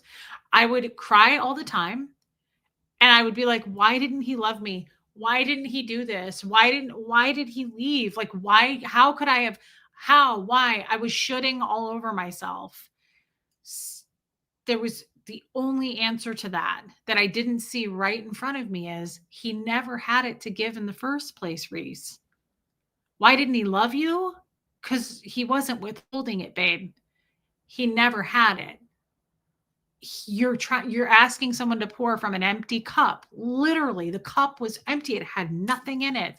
And you're sitting here going like, you have all of that in that cup and you're not sharing with me. He never had it. It's the same with my mom. She's a great mom. She loves me. But she's not withholding anything. That's just who she is. I have to accept that. I can't pick it apart. I can't dissect it. And I'm certainly not going to be disrespectful and question her and be like, why aren't you this way? How come you don't react to things like this? How come you don't do that? Like, because she doesn't. Why are you asking someone to be a certain way when they're not that way? Thanks, Hux. Does it weigh you down when we share the dark parts of ourselves? I've done it and I hope it didn't. Oh my God, no. It fills me up. It makes me feel centered. Who is that? That was an aggressive leg rub. And I was like, that is not kid. Oh boy. Hello, Mr. Man. You are cuddly and flirty and purring. Oh, Moosey. Moosey, you know it's a crazy day when you're my best child. Moosey. Moosey. Moosey. Moosey. He's so flirty with me lately. He rubs all over me. Moosey, it gets weird, I have to be honest. You kind of creep me out sometimes in the night. But you are a gorgeous man. You're looking good these days. And you have really, really domesticated yourself. Hey, Zoe. Yeah, you cannot get blood from a stone. This is what I want. He's just like his father. Hey, funky mama. Nice to see you, babe. Hope you're doing good. You cannot. This is such an important lesson, and I'm stealing all this stuff, by the way. This isn't my original stuff. A lot of it I get from Mel Robbins, but like for next week, for the holidays, like it is true. You can't get blood from a turnip, right? But people are who the F they are. Stop wasting time trying to figure them out, or like, why can't they? Why won't they? They change when they want to. And yes, would they do better getting a therapist? Probably. Yeah, probably. But they're not going to do that if they don't want to do that. People change only if they want to. And I love, haha, Renee B, he does. Tommy and Moose both rub me aggressively in a good way. Moosey, Moosey, Moosey. He is cute. I love what Mel Robbins says. You can make somebody laugh. You can make somebody breakfast. You can make somebody a cup of coffee. You cannot make somebody change. So I have simply accepted, and here's the other thing. I accept it, right? That this is as good as it's going to get, right? With my family. I should be grateful, and I am, that it is what it is. Like that we get along. It's just neutral. It's not like that bonding like I thought it was going to be, but it's neutral, right? We get along. You can't save someone that doesn't want to see an issue, Sophia. And why would you try to force that? We've talked about this. I have all kinds of questions for my mom. I actually have a lot of questions for my sister. They're all painful. They're all of the past. They're all like, I need answers to these. I'm never going to ask them. I'm never going to ask those questions. I'm going to live with the fact that I'm just not going to get those questions answered. Why? Because I'm not a selfish asshole, and I'm not going to force my mom to go digging into her past. That's not going to change anything at this point anyway, and make her feel guilty, make her feel bad, make her go there in her mind. If she wanted to talk about it, she'll talk to me about it. And that will be the day my ears will be open and my mouth will be shut, and I'll sit there and listen to her, and I won't judge her. But the fact is, like, I wish I could, some days, I don't always get along great. And some days I want to say to my mom, like, you know what? I have a whole bunch of questions for you. Why don't you take a seat? I would never do that. Like, I would never do that to my mom. I'm not going to force her to go there in her mind to where her trauma is when her kids were little, right? Like, I just don't understand why people rip open a wound like they would at a Thanksgiving dinner. Like, people have those weird fights, and it's like, do you think you're going to get something out of this? My mom isn't consenting to that. She's not going to want to have that conversation. So it's probably going to end in tears, maybe some yelling. You're not going to get anywhere, though. Like, don't expect to get anywhere. What you're going to get is no phone calls probably for a while, and you're going to have to take accountability for what you did and go apologize. So I would love to sit down with my mom and my sister and go, can we get into some really heavy stuff? I was the youngest. I have questions. My memory isn't going to be as good as your memory and your memory. So I'd like to talk to you both about it, and it's going to hurt. No, just because I want to. Isn't that a little selfish? Right? It's like that person who came to me and baited me into an argument. And they were like, "You're entering into a cult with Christianity." And I was like, "Thank you. Move along." And they were like, "What's wrong with a healthy debate?" And I was like, nothing's wrong with a healthy debate if I consent to it. But you're just trying to bait me. I'm not doing that to people. Like it or not, it's not cool. Like it might feel good in the moment because you're angry or you feel like you're owed something, but it's actually really not cool to dig up people's traumas and force them to look at it. Like therapists don't even do that. My therapist has never once been like, no, no, no, no, no. We're going to talk about this today, whether you want to or not. It's not how healing works. Sorry. That's not how it works. Can't force people to go places they don't want to go. Do you imagine she's had that conversation with Brianna? Absolutely not. Never. No. Nope. They are, no one's ever going to talk about it. I would talk about it. I love talking about this stuff. I love getting to the stuff where it's like it's really hard and difficult. There's going to be a lot of crying, but we get through it and we're healing and the wounds are clean and they're healing and we've got the Neosporin on it and everything feels right and clear and rabbit holes and philosophical conversations. I love that shit. I'm a Cancer sign. I hate nothing more than like, how have you been? Good. How have you been? Good. How's your job? What's your favorite color? Have you started smoking again? Because I'd love to have one if you do.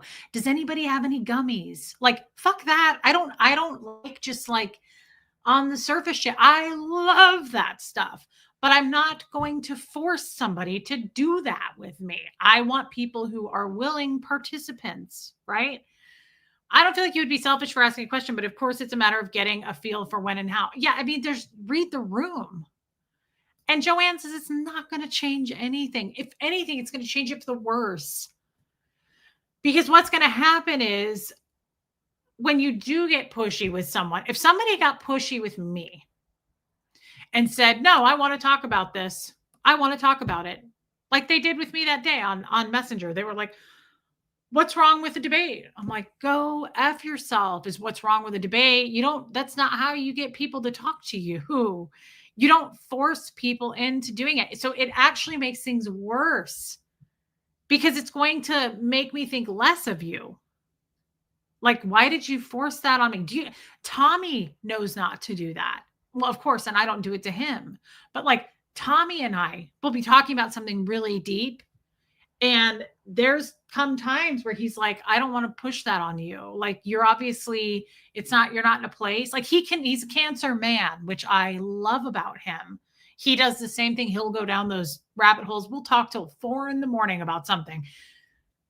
But he also is able to read the room and he'll go, "Babe, I can tell that like this is not a good time to talk about this topic. Let's do it at another time when you feel safe and comfortable to do that." And I'm like, it's so validating. Don't fucking force people just because you want answers, just because you were there and you deserve answers about what happened in your trauma. I don't get it. I don't get it. It's like, yeah, they were there too. And you're forcing them to go there and they don't want to. I don't know how we got on this topic. One of the main reasons I pulled away from my family is they're not willing to talk about the real and tough stuff in our family. Yes. My parents forced therapy on me as a kid and now they won't deal at all. Yeah. So Teresa, that's one of the reasons it's time for me to go.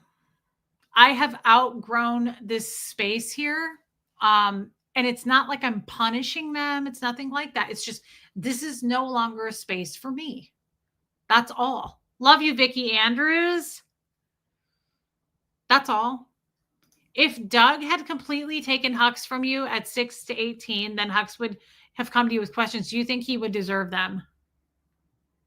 Hold on. Great new picture, by the way. If Doug had completely taken Hux from you from 6 to 18, okay, then Hux came to you with questions. Do you think he would deserve them? Oh, 100%. Yeah, I do. Heather, don't think for 1 second that you're wrong in what you just asked. You're right. And Huxley would deserve those answers. And I do deserve those answers. I'm not saying I don't. I'm saying it's not worth the battle. So you are right in your question. And your question is, the answer is yes. Huxley would deserve those answers. And I would expect him to come to me with questions. Yeah. It's a different thing, isn't it? If your son comes up to you and wants to know stuff and you are the mother. Bo Beats, I love you, girl. I would never leave. I don't think you're being pushy at all. That was a great question, Heather. But I am a very, love you, Erica. I'm a very different kind of mom than my mom. I'm a very different kind of mom than my sister is to her kids. I would absolutely say I think my sister is a better mother than I am. I don't think motherhood is my strong suit. But I will say my child could any day, anytime, he would never have to read the room, could pick anytime he wants to come to me and say, I have a whole bunch of uncomfortable stuff that I want to lay out on the table and I want answers. I would go, let me silence my phone. You have the floor. Please. Anything. I would open up immediately because that's I enjoy those kinds of topics. I like talking about the guts of things. I like getting real with people, not just my family and friends, people I don't know. I love learning. So when Brene B said, does it make you feel drained or dark when we share our darkest, hey, little mink, things with you, meaning me? No. I feel honored. I feel inspired. I feel lucky and grateful that you guys come to me. I have had so many people come to me and say, my husband and children don't know this. My therapist doesn't know this, or only my therapist knows this. But I need you to know this, Reese, because I feel safe telling you. That is such an honor. So it never drains me. It doesn't make me feel dark. It doesn't do anything. It makes me think, I'm so happy that you had somebody to offload that onto, that you trusted. I feel honored that people trust me. I would never share, like, I don't even tell Tommy. I would never share things. It's not like I don't trust Tommy. It's just I know who the recipient was to be on that, and it was me. Right? I know that was just for me, my eyes only, and I wouldn't share it with anyone else just out of respect.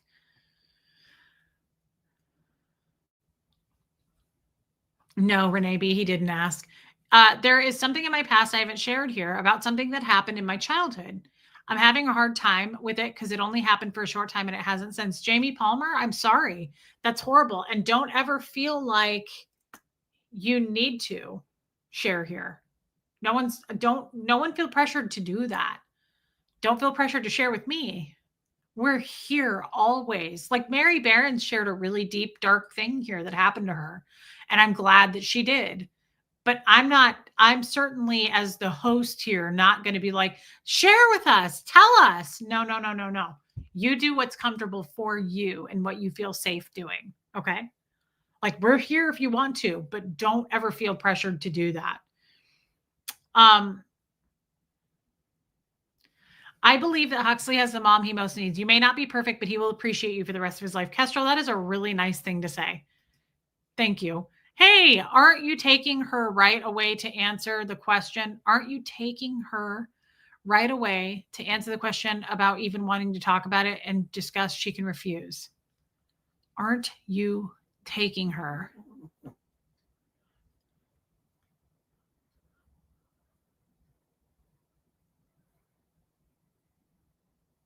I'm trying to break that down because it doesn't make sense to me. I think there's a word there that was like misworded.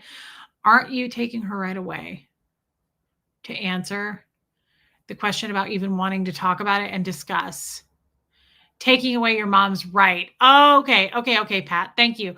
Taking away her right to answer the question without even wanting to talk about it. Okay, so that's a great question.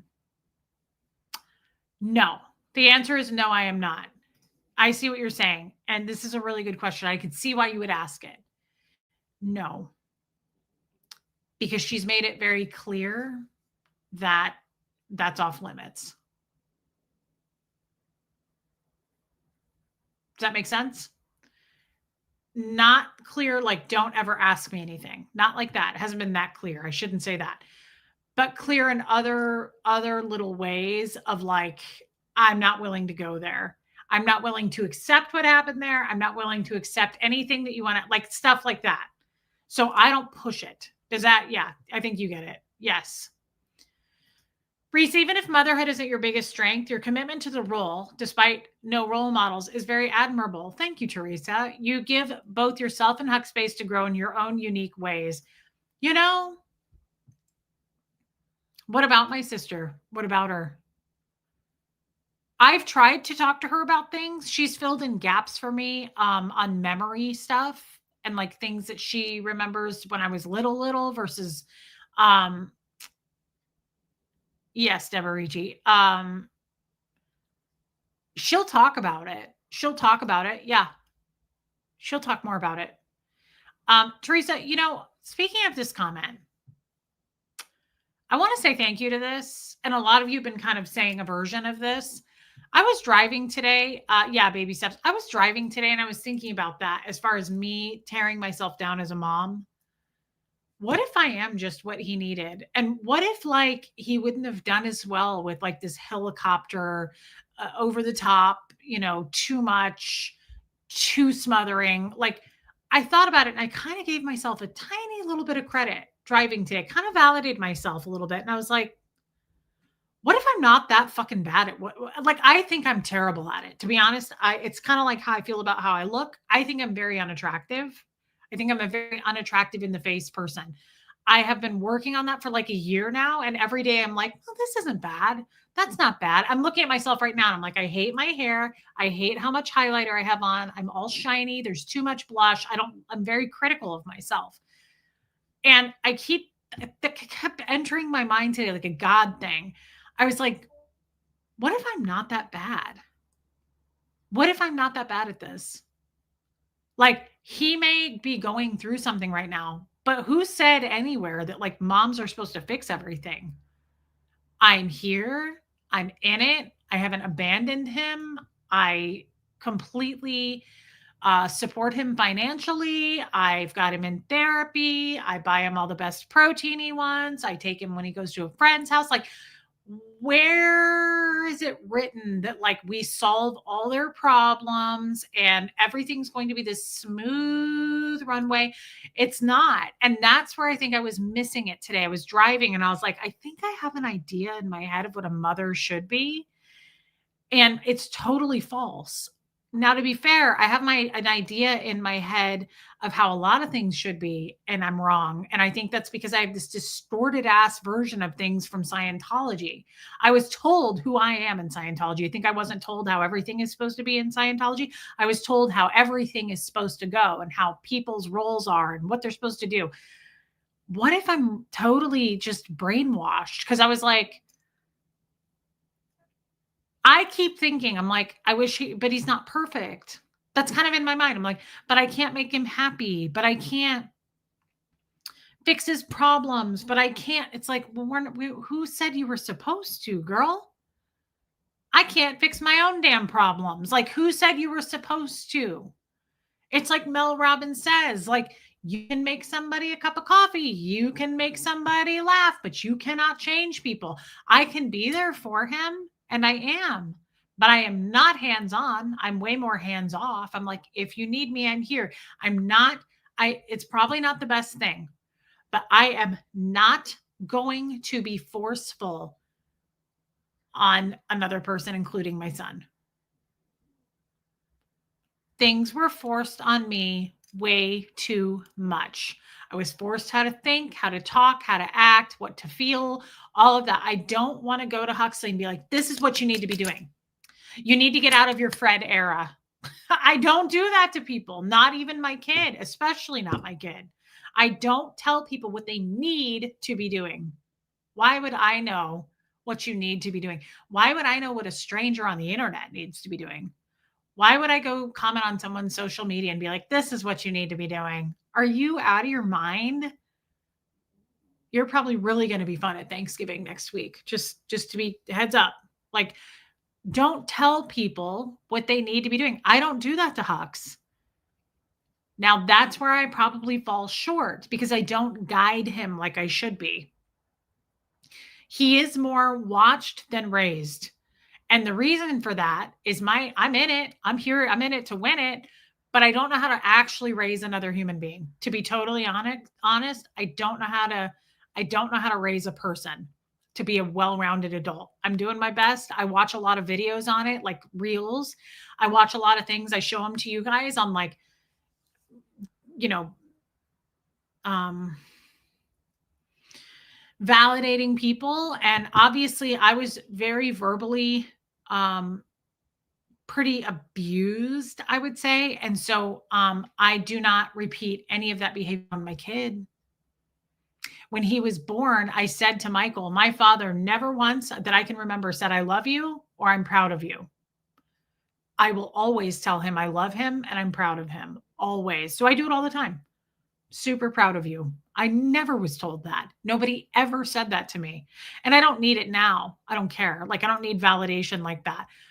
But I want to make sure that he gets all the things I didn't get. Isn't that good enough? It's the best I can do until I know better and then I do better. I have a lot of regrets as a mother, a lot. I feel guilty about a lot of things, but I also take accountability. I'm not going to go, well, that's not my fault. That's Scientology's fault. I didn't do it. I would never be that person. I'm well aware that I've got some mess to clean up for me too. Like, I need to apologize to myself and make amends to myself. Yeah, Renee B, it is difficult.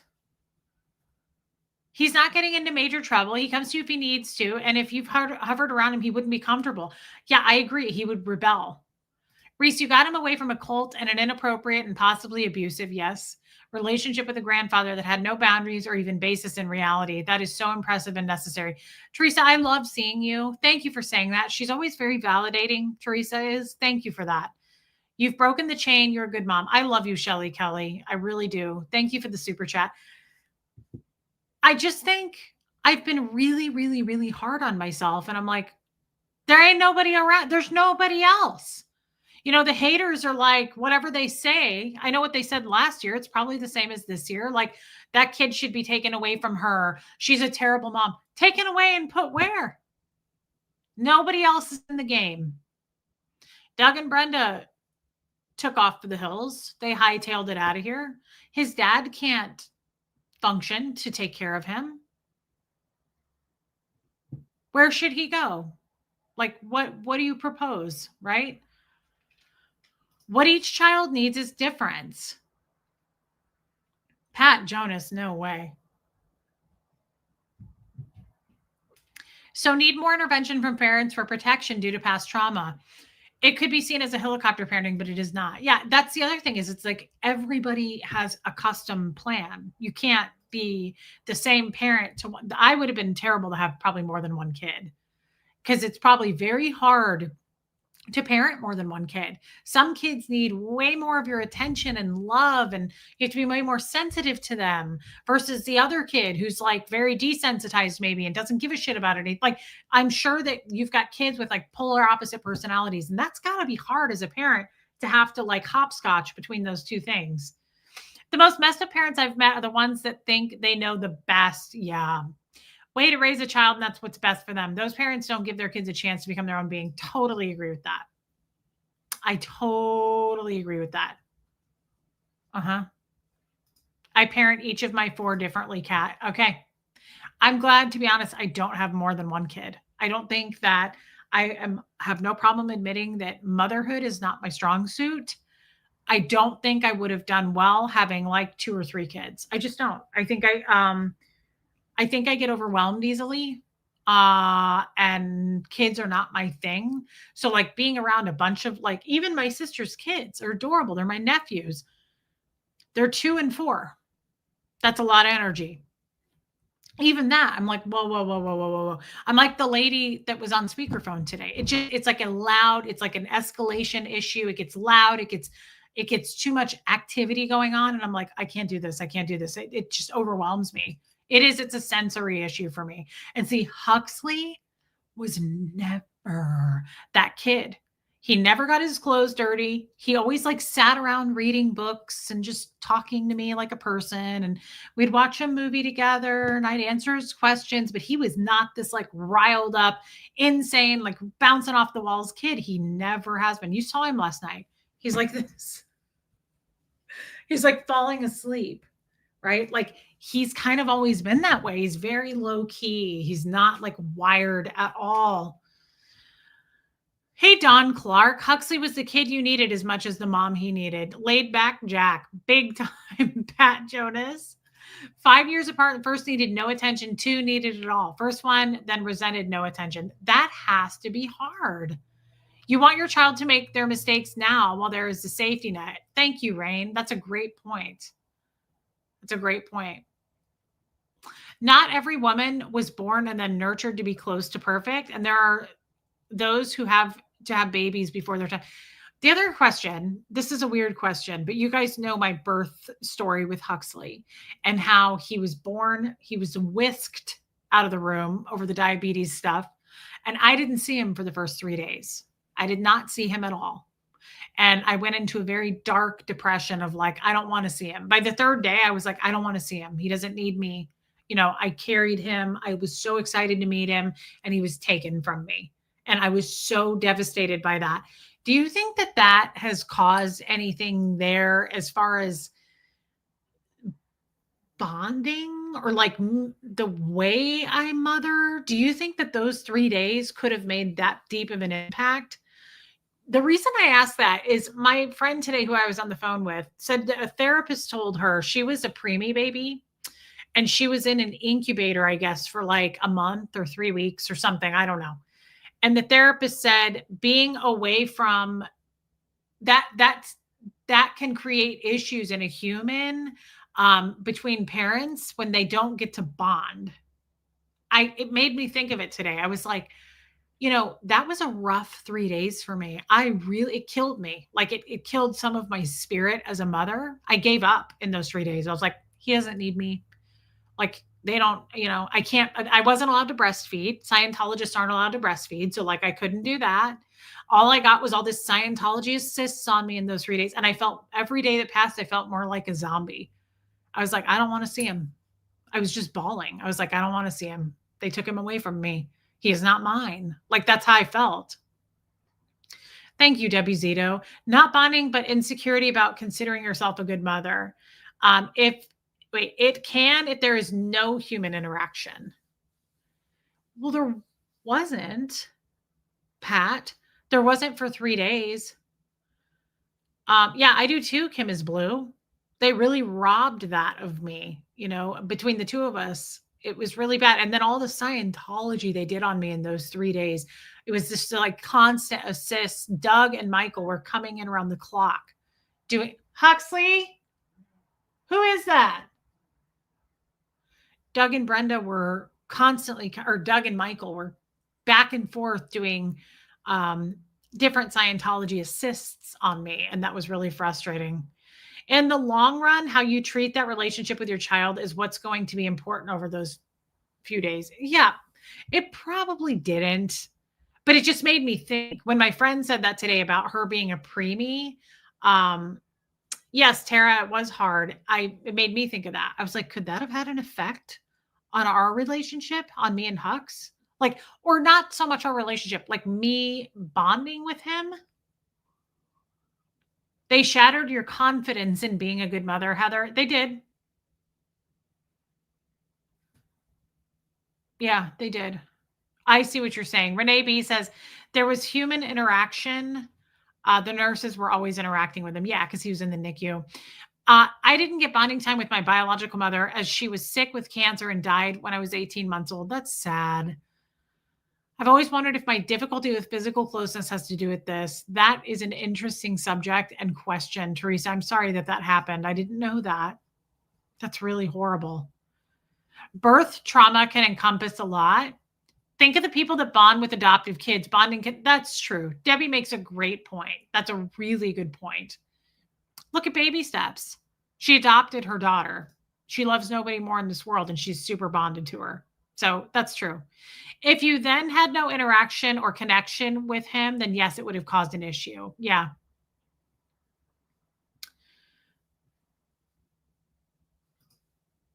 I see that boy seeking contact with you and the way he interacts with you and understands you because he cares about you. Teenagers usually don't bother with getting close without a bond. Yeah, I mean, last night was as good as it's gotten for a long time. He's just not as, my hairstylist today, she's a 13-year-old boy. And she was like, "Oh my God, we're best friends." And I was like, "Yeah, I was too when he was 13." He was way more interested. Like as he's aged, he's just like things have, I think that's natural. I don't think like your mom's your best friend when you're 16 and a boy. We're opposite genders, right? It was you who missed the bonding. Doug and Michael were with him, right? Yes, that's correct. Baby steps, your birth story makes me so angry. I think separation can set a tone, but it can be overcome. I met my daughter at 7 months of age, no problem bonding. I think Doug was your bigger problem. I do too. I do too. And if you recall, and thank you, baby steps. I didn't know she was 7 months old. God, I bet she was a cute baby. 7 months old, like 6, 7 months. They're so cute at that age. Thank you for your super chat, baby steps. That's the other thing, guys. The other night, we went into the Doug and Brenda stuff, but more so the Michael stuff and how that affected him for life because of how his parents treated him in Scientology. I really think that that has still shaken me quite a bit.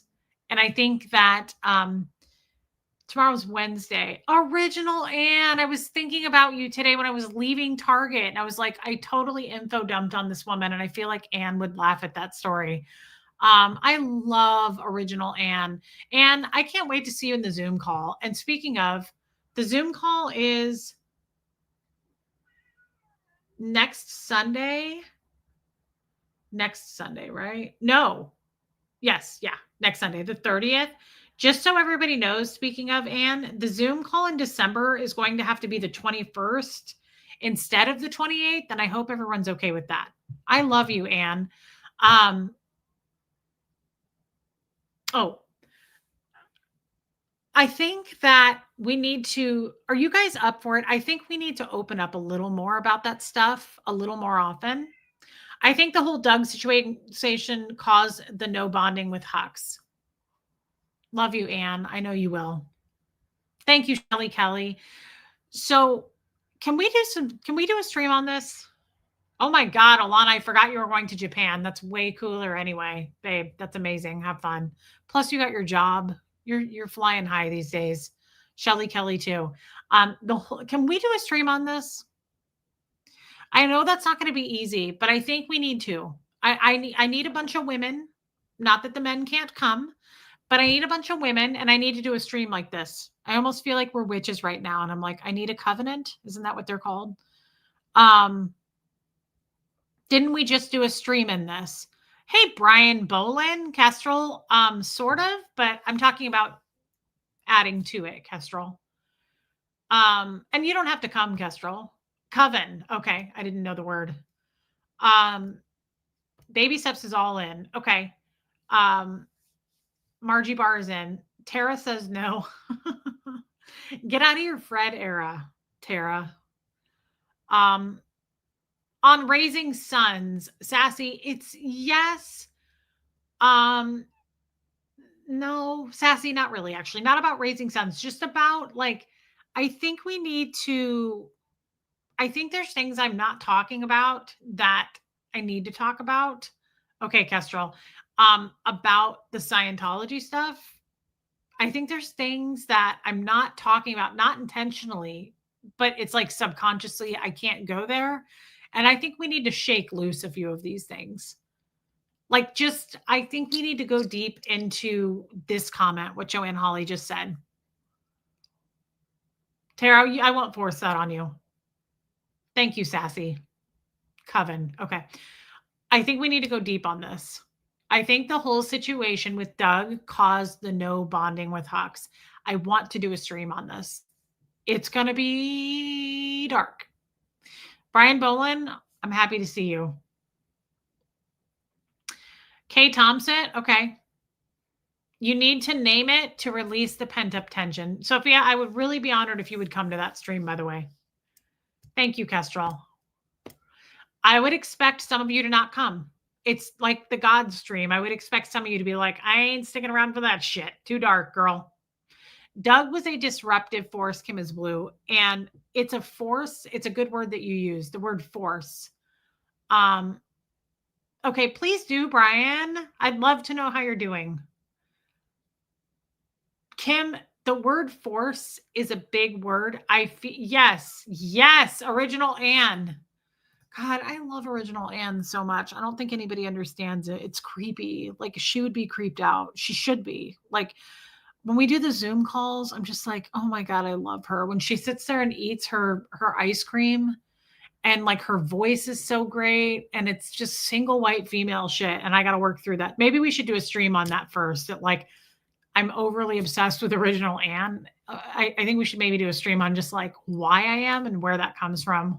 I love you too. I love her. She's so cute. I love the way she talks. And sometimes she'll go, and her like eyes will go to the side, and she's just really cute. You guys know what I'm talking about who come to the Zoom call. She gives good input, and she just makes me laugh. A lot of you do. And I might be obsessed with other people. I'm just not going to name names right now because I already creeped out Anne. Doug was a disruptive force, and he robbed you. Sassy. He's a thorn you've needed to dig out. Thank you, Joan. Is it strange that Doug triggers me? No. Nighthawk? Absolutely not.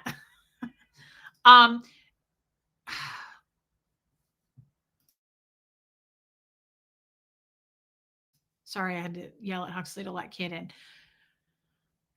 Doug, okay.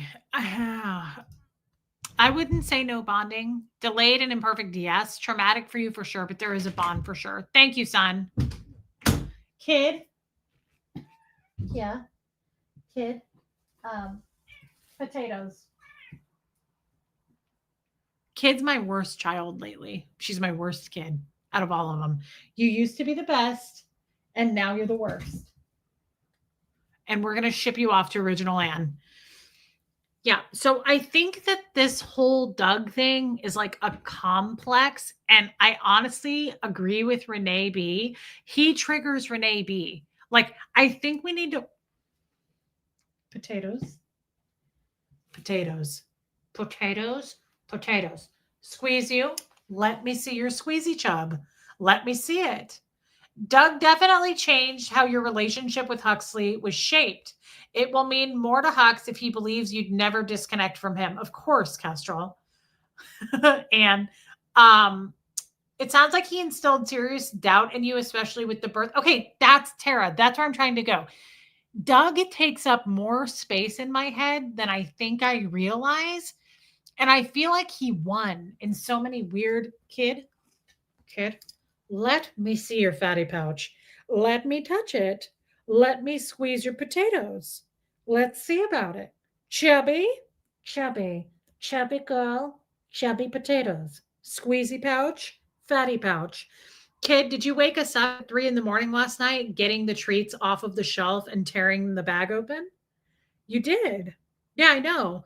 I remember because I had to run into the kitchen naked, screaming, thinking someone broke in. It's the worst feeling. I feel like, I was a vessel. Nobody likes your nonsense, and we're sick of it. And we all want you to know on live TV. I feel like she needs to make way better life choices. She's too old for this nonsense shit. Did you hear it? Moose is better than you are. Get it together. It's my own issue, but I'm angry with Brenda. Okay, so we just need to work it out. We need to work through it. And here's my real thing. Now I have kid hair all over my beard. What Doug did was totally out of line. And not only did you not have the tools to guard against him, Michael did not know how either. Doug took advantage and exerted power. Yes. Yes, probably Armine. Martin does too. Okay, we all get mad and triggered by the word Doug. So we need to do a stream on this. And I'm being dead serious. Do you remember the photos I showed you yesterday of how he just like kept Huxley under his wing? I still feel like he has power over me. And that is the weirdest concept. Hey, Mrs. EP, does anybody else feel like someone has power over them and they don't they don't talk to him at all anymore, or the person's dead? Like, I have nothing to do with Doug, and yet I still feel like he won. I feel like he won the game. I feel like Huxley, like he ruined something there with us, and it's never going to be fixed, and he has power over me. We have to do a stream on it. I've got to release the demons, like Sophia said. Kim is blue. He made me feel like I was in trouble all the time. Doug made me feel like he was a huge, what's the word I'm looking for? Contributor to that. Do you think a stream would help you, or because of my issues, it's damaging to you? No, I think we need to do a stream about it. We need to talk it out, says Kestrel. I feel like Doug helped to show Jeff how you could be controlled. That could be. They were pretty close. Baby steps, the entire deal with birth, postpartum, mother, baby child connection is so important and deep. Can you come to this stream, Baby Steps? I really kind of feel like I need you to be there for it because she's so in tune with this. It is criminal what was done to you from Hux's birth forward. Doug is complete evil. It makes me cry. I agree. This is everything I'm trying to say right here. It's like the epitome of evil. Thank you for your super chat, Baby Steps. I think it's because he had power over how you see yourself as a mother. Debbie Zito, can you please come to this stream? I need all of you to be there for it. I'm sorry, you're going to have to. Look, I don't ask of a lot of you. I don't ask a lot, okay? But I need you to come to this because I need to lean into this. And I think we need to do it soon because it's on my mind ever since I talked the other night about this. Thank you, Baby Steps. It's on my mind. I can't get it off my mind. I can't stop thinking about it. Like, I feel like he's looming over me. Yes, Martin. Somehow we need his energy out of you and Hux's life. And where is he now? Right next door to you, Kim is blue. Thank you, Debbie. Okay, yeah, yes. Martin, yes. Yes, Kay Thompson. As you see yourself as mother, that's exactly right. Did Doug treat Brenda like he treated you as a mom? Oh my God, he treated her worse. He screamed at her. He belittled the shit out of her. No, Renee B, it's actually quite positive. Somehow we need to get rid of the energy. It's like, how is that possible? Ugh. How is it possible that like, I feel him in my space, not all the time, but like recently, I think ever since we did that stream and I really went deep into the Michael stuff, it's like it rattled something in me. And I'm like, I got to get rid of this. I'm not in trouble anymore. And he has no power over me anymore. Like we have to do something about it. And I need a coven. I need all of my women here. I need everybody here. I'm sorry. It's going to be an exorcism. Yes. We need to sage the energy. Yeah. Can we do it tomorrow?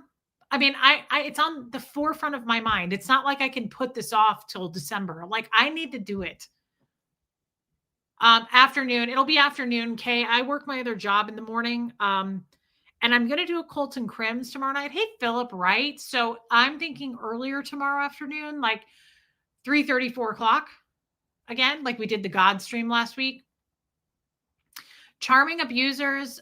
Does it linger in Hux's energy or thoughts? I don't think so, but I'm not sure because I don't want to ask him. Like if it's not in his thoughts, I don't want to put it into his thoughts. You know what I mean? I don't want to put it there. I know. Do you want me to show up with my broom? Yeah. Can you? You never got to stand up to Doug. This is it. It's like my dad. My dad shit all over me when I was 16. And ever since then, I spent my whole life trying to prove to him that I'm not the things you said I was.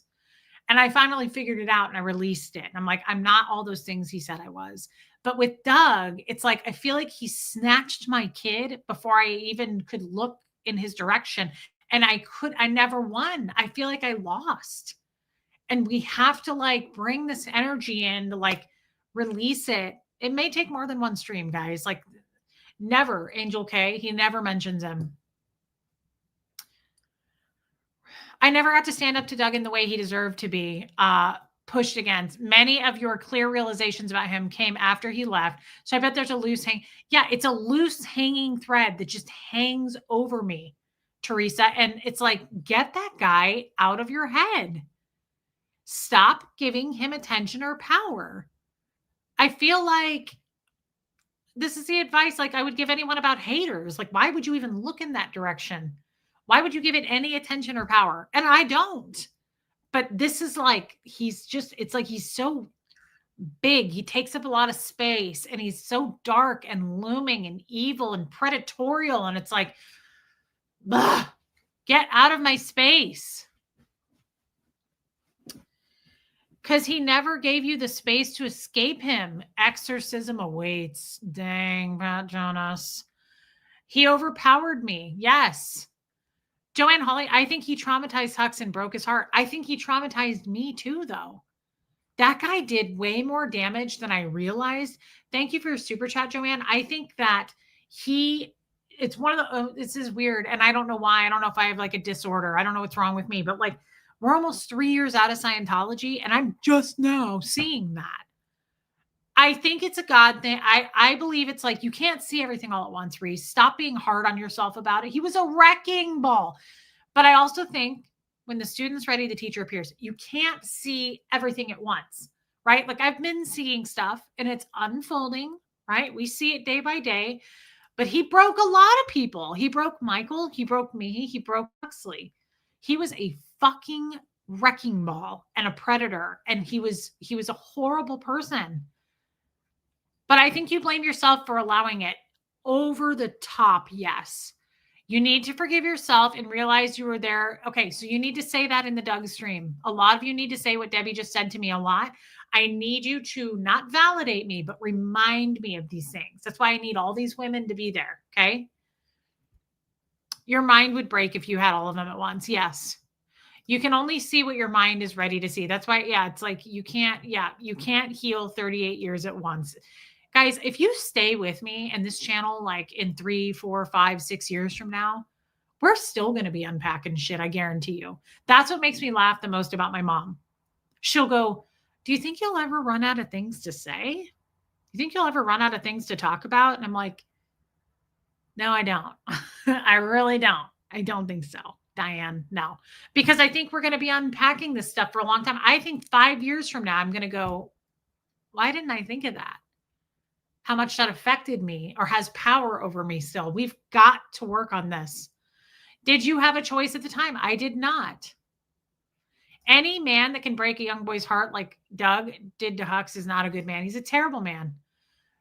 Call it Doug Free Stream. We should come up with a really fun, clever title for it. If you ever encounter him, just start reading the Bible or quoting Bible verses incessantly like he did with Scientology. I would never encounter him. He lives in Clearwater. Scientology wouldn't let Doug even travel to Tennessee. Thank you, Sophia. Okay. I'll have to prepare for this. I'll have to try to get sleep tonight. True, you need to forgive yourself for stuff you couldn't possibly do different at the time. You only feel like you could do something different now because you see it through the lens of you now today. It's so true. We have so many things to unpack. Yeah, it's true. Hey, DNV. Kid, why are you always causing problems, girl? And look at what he did. Look at the damage he did to Michael. Can you imagine if he would have spent all of his time in Huxley's life? What is on me? Is that kid hair? What is this? Is it a spider? No, it's a patch of... Look, guys, imagine that to be pubes. It's a tuft. See this? This is exactly what I'm talking about. That's a tuft. It's a tuft. Can we get a black background? Sorry, girl. It really wasn't worth it, but I was just trying to make a point. See that tuft? That's what we want in Doug's stuffing on Thanksgiving. We hope that people like him get a tuft of pubes, not cat hair. That's not good enough. This happens in my pasta salad every day. When you have 3 cats, this is going to happen in your coffee. It happens everywhere, but we want that to happen. That's a tuft. So everybody imagine the tuft and just think of someone you don't like and then hope that those tufts of pubes goes into your Thanksgiving stuffing. Or you swallow a turkey bone or a ham bone. Yeah, Margie Bar. Look at what he did to Michael. Sorry. Come here, honey. Come here. Come here. Meow. Silly. There's nothing to be scared of anyway. Good Lord, Junie. Do you think Doug is as broken physically as Brenda is today? Maybe. I wonder about that. Maybe. Tabitha. Reese, it makes me giggle how you say Diane. I know you love her and respect her, which is why when there is sarcasm, I say it to her in person all the time. I'm like, oh, Diane. But no, it happens a lot. Okay, Jess Joan, thank you for being here. Why do you think Michael's brother fared better with Doug as his father? I don't know. I don't know the answer to that. That's cute, Original Ann. You're cute. Doug did a terrible thing. Please don't blame yourself for his controlling demeanor. You could only have dealt with it in the way you did. You were in a no-win situation. I love you too, Kay Thompson. And she's right. Hey, Natalie, she's right. She's right. But you guys know me, and I have a hard time being like, there was nothing I could do. There's nothing I could do, right? Like, are Sam and Doug similar? Very similar. Very similar. Good point. Good question. Yeah. Okay. Hey, Miss Sassafras. Okay. So do we agree on this? The dissolving of the Doug bug. That's a great title. He thought Hux was his father. He only treated him the way he did because he had an agenda. Can you imagine? Hey, Lori Lee, can you imagine how much Doug hates me? If he could kill someone with his mind, it would be me. I feel like you need to have a conversation with the present Reese and God and Scientology newly mom Reese. Try it and maybe ask the Holy Spirit. That's a great piece of advice, Martin. Thank you. That's a good question. I find it fascinating how one child can survive trauma and another can't. It happened with Trump and his brother. Interesting. I didn't even know he had a brother. Hey, Kathy Burkhardt, perhaps we could formulate answers here because you'll never get responses from them. That's true. Creepy. You took away Doug's dad. Reese, the consequences of trying to fight Doug when Hux was a baby could have been massive. Yes. I hope Doug's beverages are never the right temperature. Shelly Kelly, that's as mean as she can get. And if you want to know why that is, it's because she talks like this. And in our Zoom calls, she goes, I just want to say that I feel like, and she sounds like Snow White. And you're like, what in the Disney movie just happened? And that is how mean Snow White gets right there. I hope his beverages are never the right temperature. She can't even wish for a tuft of pubic hair. She hopes his beverages are never the right temperature. I just want to say that, that's how Shelly Kelly talks. And she lives under a leaf in the forest with Susan P. and Catherine B.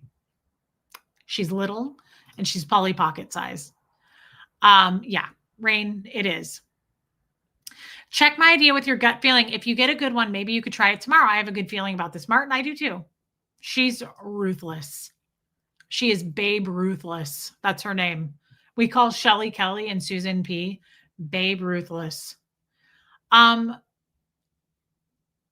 I wish I could be at the Doug stream tomorrow. Maybe I can suddenly get a fever and have to leave work. Don't do that, babe. Don't do that. You can watch the replay. West Coast Fancy Nancy, I hope you love it. I hope you love it more than I love mine, because I don't like mine at all. Okay, Pat Jonas, I don't know where you get sage. The wrong temperature is a vicious curse to a passionate tea drinker. She is. She's Babe Ruthless, no question. Pair of meanies, big time, Yadira.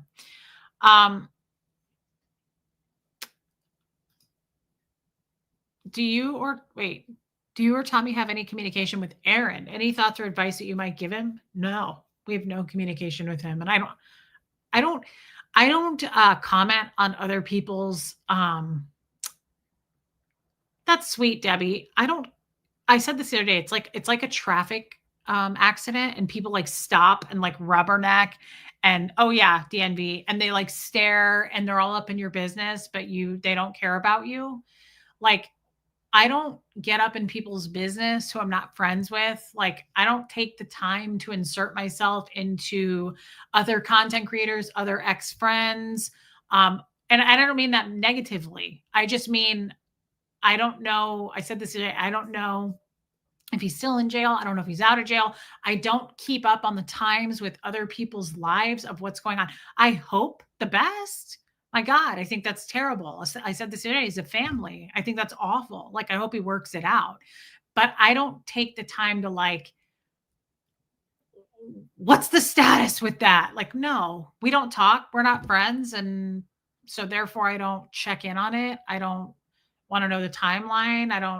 I just don't pay attention to other people's lives when I'm not in their life. Does that make sense?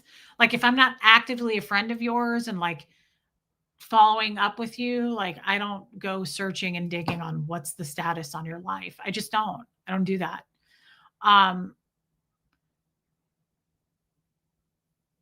Roast. Are you supposed to clean out a tea kettle? I don't. I drink tea all the time. What do you mean clean it out? Really? I just boil water. Well, that's frightening. Thanks for scaring me and giving me nightmares tonight. Okay, I'm gonna go. Please hit subscribe. Tara says that makes sense to me. I don't mean that decent, like I don't mean it disrespectfully, and I didn't mean to be insensitive toward Aaron. Right? I just am not his friend. I'm not in his life, and I don't have anything to do with him. Therefore, I'm not like, tell me everything. I don't like. I'm not. This is what I was saying earlier when I was reporting stuff to him when he was in the Aftermath Foundation situation with me. I didn't even go watch his streams then. I don't follow up with people like that. I'm not a part of their life. This is why I don't understand my haters. They watch me harder than anybody who's ever loved me. Haters watch you and study everything and want to know everything. And that's fucking weird to me. Like, I don't have time to go looking into the details of your life if I'm not friends with you. Just doesn't make sense to me to like focus on somebody else that hard. It's weird. Okay, I didn't know this about descaling. Right. So why would you get into somebody's business now? I don't know. It's odd when people like they're just meddlers. They're just meddling. A lot of people do that into my life. I don't do it into others. Yeah, Tara. A friend's girlfriend passed away, drug overdose. She had a dog. It didn't like Rob, but he took it. It is now his dog. Reminded me of connections you have with animals, something closer, deeper. Wow. Philip Wright, I am so sorry about your friend's girlfriend. That's really sad. I'm really sorry to hear that, my friend. But I am glad I got to see you, Philip Wright. I don't get to see you very often. We email sometimes, but all right, everybody. I am going to go over to the lifeboat and say hi to him. Debbie Zito, I'll see you over there. And tomorrow night, we're going to do Occults and Crims. Tomorrow afternoon, hit subscribe. First of all, just everybody hit subscribe. Quit dicking around and hit subscribe. I was asking more because you have been out and about with him and done in real life streams. Maybe you could shed some light on his in real life behavior as Scientologist. I couldn't shed. Are you talking about Aaron? I couldn't shed light on anything that pertains to Aaron Smith Levin at all. I don't watch him. I don't know his current situation. I don't know his current life. Like the candle isn't lit tonight.